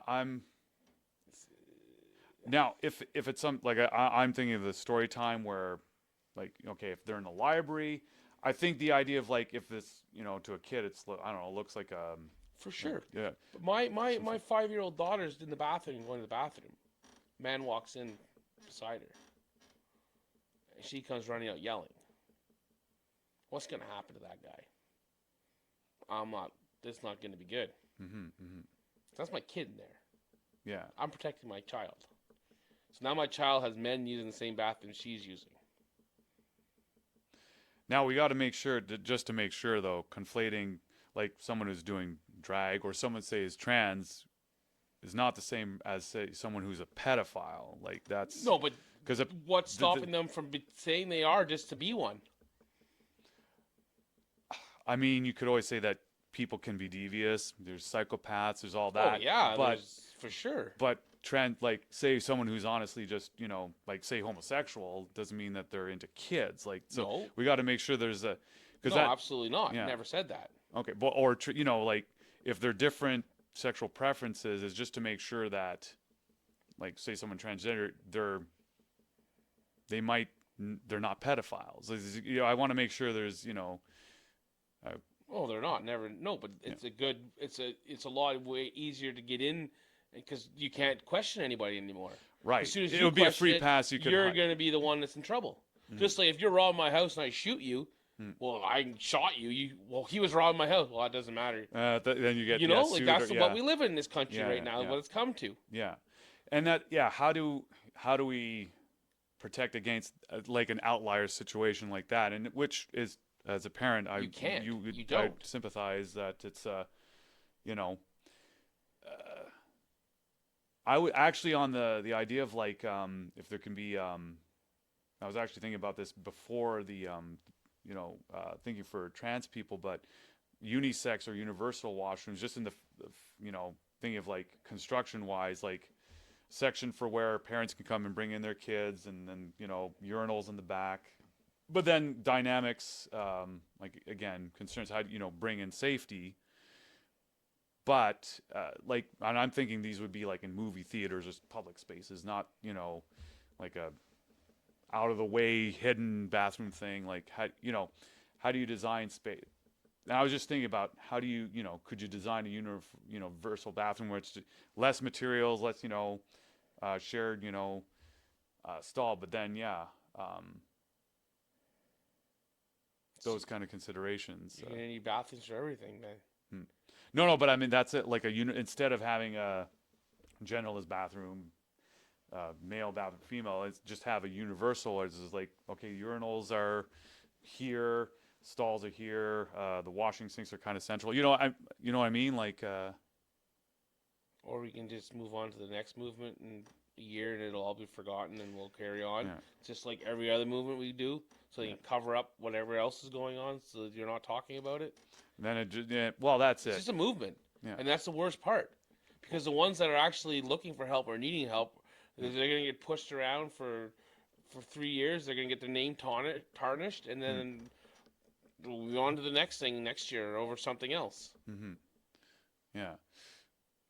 Like I said, I was still thinking about, like, say, universal bath before the genderless thing, but yeah, I mean, again, it's a news feed kind of thing that we're all getting like worked up over, and there's actual people getting caught in this, that are getting hurt. There's it's a like, few, absolutely, that are, but it's like, the the ones that are saying it, like, they're not. There's a lot of that one lady. She went and got surgery. And then she got mad and tried to sue the doctor because she said they should have diagnosed her with a mental illness, not a gender identity problem. Because she got mad. So now the poor doctor's like, oh my God, how do I deal with this? You can't even get doctors as it is. right. Yeah, I mean, and that's... It's not. A lot of it is. A lot of it is coming down to psychological. Again, it's like the low-hanging fruit is like, how do we... And again, like our mental health, like, so, a lot of bad news we're getting. So there's already a mental state of like, and that's ties into like, you could be reading about whatever it is that's, worrying, like for me, climate news. And it's like, if it can make you climate anxiety and brings on depression or whatever, it's, and I'm not depressed or anything. But that's you know what I mean? true, Like, though. You're not wrong. Absolutely. But it's like, so we're already on edge, this constant, it's either fear, panic, these negative things. And then, so that baseline, it's like, if we can, there's a lack of trust in institutions or lack of trust in different groups. So bringing that back then is that baseline of like, okay, we're all people. We can, that, how do we move forward together, I guess, is kind of almost, I think, one of the most imperative things. Because who knows what the next issue, who knows what group will be brought up as the thing for us to... Who knows what it'll be next. So, and that's... Like, there's going to be something by next Christmas. There'll be something else. Yeah, and it's another there's fatigue with like about. At some point it's like draining. what like it is come very on. yeah. So I think the imperative is like the world is like we'll have to like maybe the common sense trend will be the next movement, and that'll stop all this. I think I mean celebrating what brings us together rather than what brings us apart, or something along those lines. It's well, that's the cliche. Together we stand, united we stand, divided we fall. Like, and it doesn't matter if it's an outside power trying to, make us, or just because we can't work together, things fall apart because we can't coordinate to take up or deal with crises that comes up, or a bad storm, or so. Having those dialogues, and actually, it's good that for example, how we're doing this and bringing up, because a lot of these are like bringing up politics with family members or friends, sometimes it really can be quite explosive. Like I like to have discussions and not arguments. Sometimes if you bring it, someone really gets passionate and just they have their worldview. Oh yeah, and I'm pretty straight, narrow-minded on what. Mm-hmm. I wouldn't say narrow-minded, but I mean. Well, you're confident in your and I know if there's two sides of what we're gonna pick this way or this way. Yeah. Where are we gonna progress farther? Are we going on Matt's side or George's side? Mm-hmm. Well, I'm pretty confident if we pick the way I see things, we're gonna go farther. Mm-hmm. Because it's common sense, and there's still common sense outweighs the lack of common sense. But for some reason, we got the dumb people helping us. Mm. Like at the end of the day, if stuff got real bad, they're gonna pick the common sense people to go protect everybody. We got a World War III breaks out tomorrow. It's guys like me that are going to save everybody. Well, you know how to grow the food, you know how to fix, and you know how to go to fight in war. And there you go. Yeah. The women and children, they're hightailing it to safe ground. At the end of the day, people need to accept that. Me and you are saving people. And there's no way, no gender, no political statement, nothing that can change that view. And that's the way it is.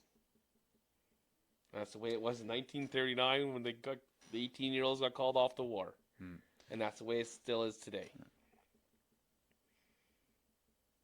So. Maybe open if someone, well, I was going to say, like, some of the women might want to, I don't know, contribute. For sure. So, but yeah, no, but you're right. At the end of the day, we got to, protect, let's, and do what needs to be done. And I mean, in a sense, that's kind of like that motivation of kind of what I see is like that sense of going up to doing something, not going to war, but going like, but it's like not sitting back and being a spectator to seeing everything do its thing and being it's like, no, let's have agency. I want to get in there and do something, kind of a way of fighting for your world and fighting for change or manifesting change. It doesn't have to be like, adversarial, but I think that's, what would you say? Like, in a sense, we're called upon in our life. This is kind of the I don't want to frame it as wartime, but like it needs a wartime effort to kind of get together. And so it's not an us versus them. The thing is just, it's a thing of like, here's a call. We need to, things aren't working out. We got to do, something. It's like, let's put up solutions, or or let's talk about things, or let's try and bring people together and these kind of things, or let's keep growing food so we can keep people fed, like those kind of. Well, you try and bring people together, and then it just gets shut down because they don't believe in what you're bringing it together for, and it's just kibosh, and then the whole fighting starts over again. Yeah, that's it's to figure out, We'll never have everybody on the same page until things change. Now there has to be room for a certain, like, agree to disagree on certain things, But one time you used to be able to disagree with people. And still be friends and still be civil. Now. Because the rationality is out the window, and driven over and buried, and turned to the compost, and gone through your digester and put back on the field. That's how far out of touch the one group is. Yeah, there's no reasoning with them. I would always caution against like kind of an us versus them. It's like, again, I'm being optimistic. It's because I'll see it on, like, I'll have friends on both sides of whatever issue. It seems that they'll be like, they will think that they're on the right side of history, and it's like, okay, we have one world, how to, it's either going to war over something, or the hill to die on, or whatever, or we figure out how to coexist with this, or discuss,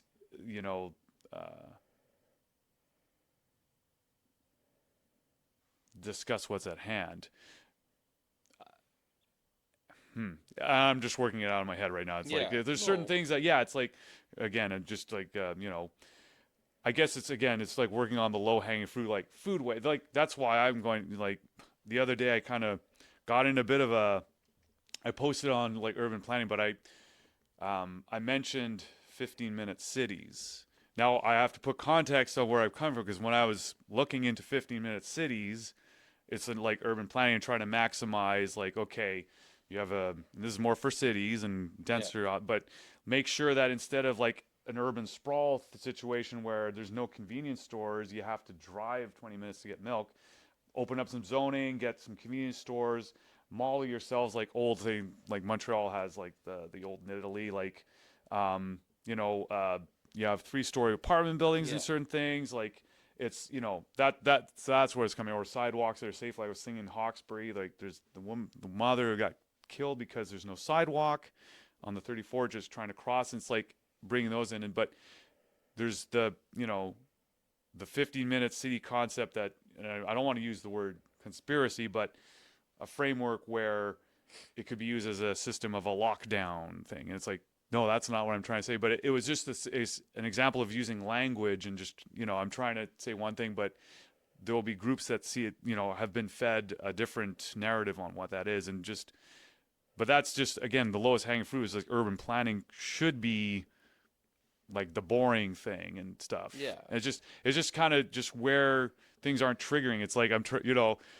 but I think it's like working up from that. I think makes that's why I like bring up stuff like okay, farming techniques or food production waste. It's like okay, these are kind of universal things that affect us all. It's the groundwork. Because if we don't have this, then everything else that we can argue on the more philosophical sides and stuff doesn't matter. So what do you think, like in terms of focusing efforts and energies? Do you find that again being more pragmatic? Because again, like you'll say you yourself will have okay, if you see something on Facebook, what would be a pragmatic way of approaching resolving an issue? So it's an open-ended question. I know. I don't even know how to answer that. I know it's almost maybe it could almost be we could leave that as something to think. Yeah, these are kind of opened big. Most of the stuff I can go over there and I can yell your brick wall over there, and that's about as far as I'm gonna get. Mm-hmm. Because they don't want to hear it. They don't want to. It's so driven into that. No, this is it. Like much as I'm hard headed, there's better chance for me to realize that if it makes sense, it's gonna make sense. But most of them you can't. They're not changing. That new wave. They're not changing. This is driven in them, and this is the way it's going to be. And we follow the leader. Our leader is great. And because I mean, again, it's always how to to reach out at because I don't want to pry on well it's and I'm reading what you're saying as because I'm seeing in different any cross issues like on both sides of whatever kind of political spectrum or ideological spectrum, I'm seeing kind of encampments, right? People are kind of digging in their heels and myself personally, certain issues I'll come on one side of it, the other issues, so I'm just seeing just a gulf opening up, and it's like it's like we gotta get to how do we bring that's my biggest how to bring everyone together, I guess, to the table or to the so that's I think that's more a my thing, but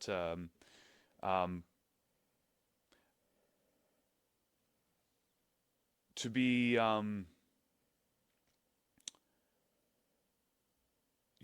there's a divide how to bring the sides together. I'm kind of like on that divided more than the last 8 years been divided more than ever.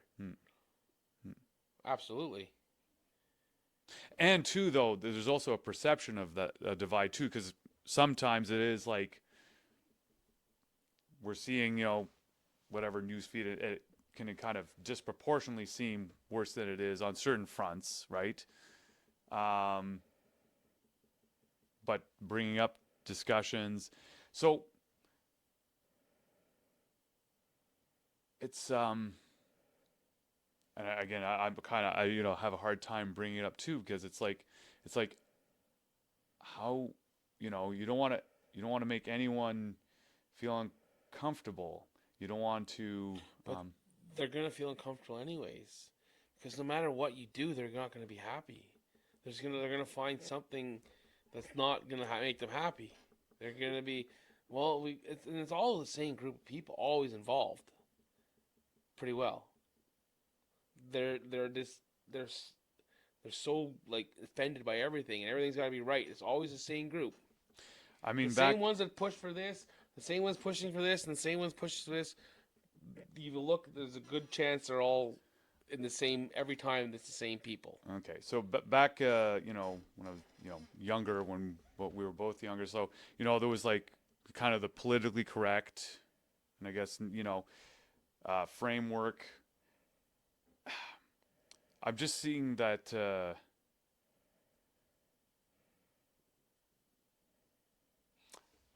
This is stuff I kind of almost wish I kind of worked out in advance, because now I'm trying to formulate good questions on how it's and it almost, again, what we're doing, we're just coming up to guys just shooting the shit in the and not being a qualified, I'm not a sociologist, I'm not a population, so it's like, how do we, so it almost is even my play, but I do trying to get into politics, or to how to create a forum for conversation. Because again, it's like just an us versus them dynamic. Just it doesn't make me feel good. It's not a conducive thing. So it's like bringing just when I think about how we kind of all fall into our own information silos, I should say. I think, and let me know what you think on that. Maybe, well, that's it. Is the less time we spend looking, say, on what the screen is, because we'll have whatever, people will get worked up. And you mentioned, whatever group, where it's either liberals or conservatives, and for this, what I'm seeing is wherever you fall on an issue, you have to sit back and say, okay, we're all people at some point, and what are the really important things in life? Find that common ground, that common sense, I think. Well, at the end of the day, it doesn't matter what political party, the people's welfare is the most important part at the end of the day, regardless of the political party. Yeah. And not gaining success by the suffering of your people. Mm-hmm. And that's what's happening. Definitely. And if you can't see that, well, then you have your head so buried up nowhere, you don't even see it, and they do. Yeah. Well, they do say some of the, well, now it's cliche, but best intention. What is it? Well, they're saying the road to hell is paved with good intentions, or something like that. Anyways, bad things can be done with good intentions, I think, is a saying that I'm butchering right now. But I think is at least if you go in with the intent of trying to do something good, but you have never went in with good intention from day one. Yeah. From what's going on. Yeah. So, and it's like that I'm going to dovetail into one more kind of related tangential thing, but do you think in, say, our electoral system, for example, something called electoral reform, in the sense of proportional representation, instead of right now, we have first past the post, and our current prime minister kind of campaigned on that to bring, okay, so proportional representation, and so you have one party getting 40% of the vote, then the next three parties get 20%, but the one that gets 40%, less than 50 majority, gets the seat of power. That's absolutely ridiculous. Right. Whereas with a proportional representation, you say 40% of the power, 20%, 20%, 20%. Now you have to kind of make a coalition government, but you have different voices. You have different. So that, anyways, that comes up because that was on like the Green platform, but there's other parties that talk. Population density, like Yeah. you think who cares what happens in the rest of Canada? Whatever happens up in Toronto is going to make a difference. Well, and that's you got it. 100. They say one party has 70 ridings in there, and they all win all 70. And then you go to per Alberta, they only got 22 or whatever in the whole province. Mm-hmm. Mm-hmm. Well, they all voted for one, but like the popular vote should win.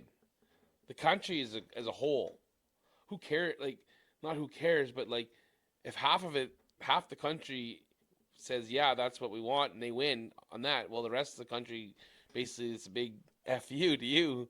How's that fair? Mm-hmm. Yeah. Like, it should be the popular vote wins. Okay. So, but saying that is like, so with a proportional one where it's okay, someone has 40%, and you got three parties that's 20% each, so it makes 60 for 100%. Yeah. It's a coalition government situation, but at least you're having, so you're gonna have four parties at the table and different, priorities. But then it's like, okay, to make this government work, we're gonna, we'll need buy-in from, these four parties to kind of figure things out.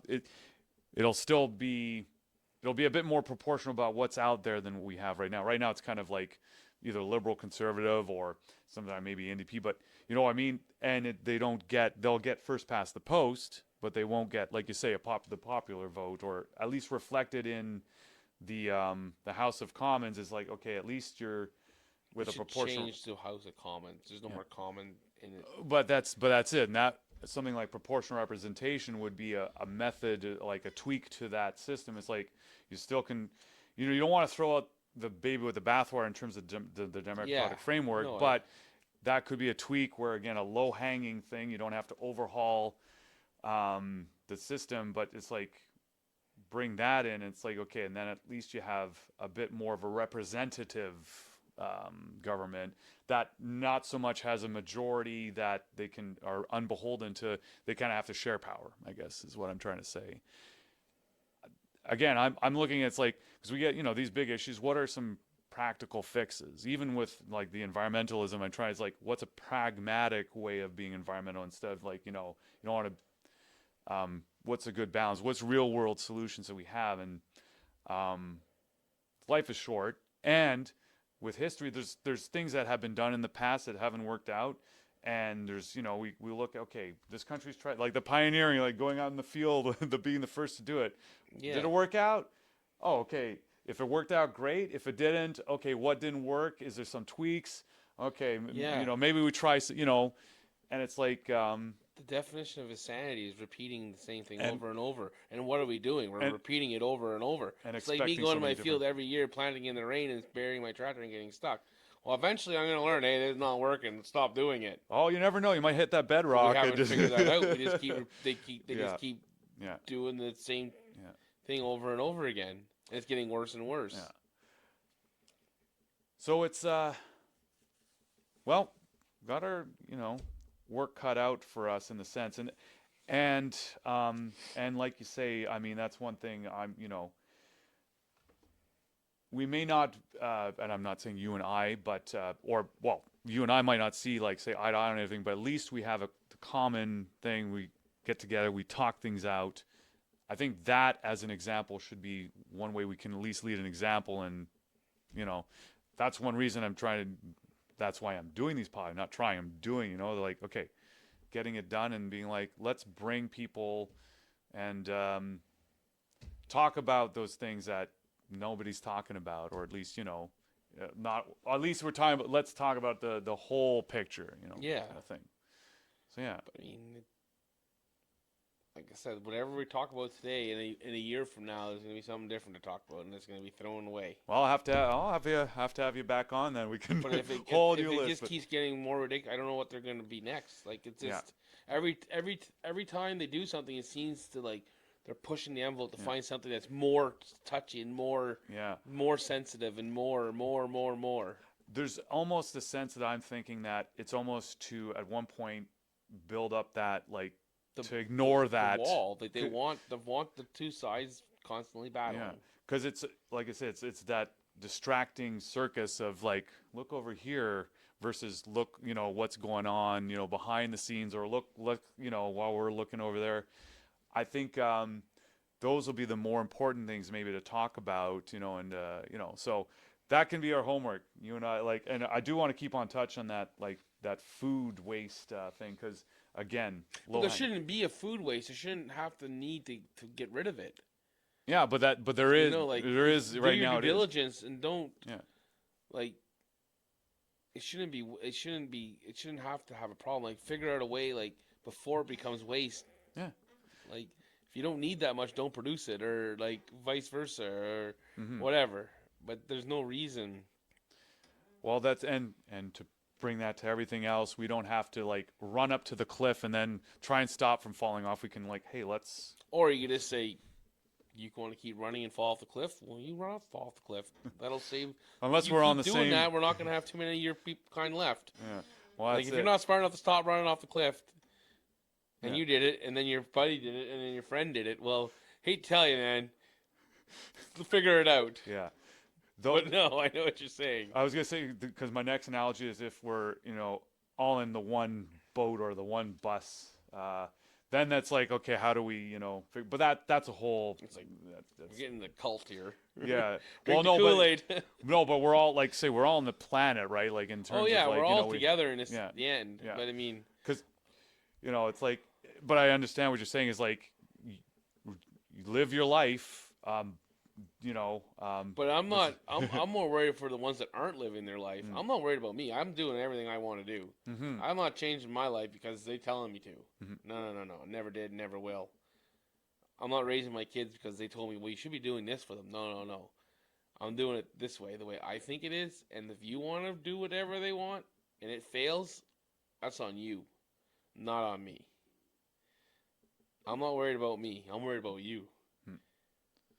Because you're the one that's you're the one that's following. You're the one that's being told what to do. You're the one they're being told to jump, and you say how high. Yeah. You're not making the decision to jump. Mm-hmm. Yeah, getting it. Well, I think there's a big to do. So I do. I think if there was a theme from this is like self-agency, like get out, live your Worry think about for yourself, yourself, not for other people. Yeah, and that's it. Critical thinking. So I don't know. It's just everyone's so worried about what they're doing, they don't know what they're doing. Yeah. Well, I think we'll wrap it up here, and just want to put any final thoughts in terms of so you mentioned you have some things in your freezer, so maybe we'll put a plug on that. You're on Facebook. Yep. So if anybody, most of who will be watching will hopefully be our friends, but it could be anybody who are interested. So you're on is your farm? I know I've been tracking your feed on Facebook, but does your farm have its own page or anything like that? We don't really have. I don't have one. We have a maple syrup one, Sugar Okay. Dandy Sweets. Sugar Dandy Sweets. Okay. Yeah. Nice. And And so then this I is on. put my syrup prices on there, and Okay. Now this is on. Are you on any other platform? just like Facebook. Just Facebook. Okay. I try and limit my social media. I get angry enough on Facebook. Yeah. I try and limit what I see on other sites. I would say not to, but because you do good pictures, like when you did your maple syrup and stuff like that. You could Instagram and Facebook are owned by the Meta owns them both. I have to say most of the pictures that are done, Val has taken them. Oh, She's the maybe editor in chief. Okay, so because that's one again on the useful side, I find because Meta, the parent, anyways, they have Meta Business Suite. You can connect Facebook and Instagram. Just be careful though. So sometimes I put up videos, and on the Instagram side, it puts me upside down. I have to repost it. But anyways, I mean that's just minor details. Yeah, but Sugar Dandy Sweets, and then Dandydale Farms. That's my farm name. And that's your farm. But but if you go, people will know to find you under your name at Dandy. So if you get a whole bunch of new requests, there you go. Sounds good to be sales. There you go. Well, hey, thank you for coming on, and No problem. we'll have to, anyways, put a heads up. There will be next season for hockey. Looking forward to that. And No, I don't even know where my equipment is. I haven't even had it since we moved with my dad to the big house, and he moved to my house. So I okay, haven't had skates on in like 3 years. the hunt begins. I'll be buying new ones. Okay, They're cool. Well, thanks past again, and so yeah, well, I'll have to have you on, and we'll follow up and see what next year's next year movements holds for are. us. Yeah. All right. So, thanks for tuning in, and I'll catch you on the next one. Cheers. Good night.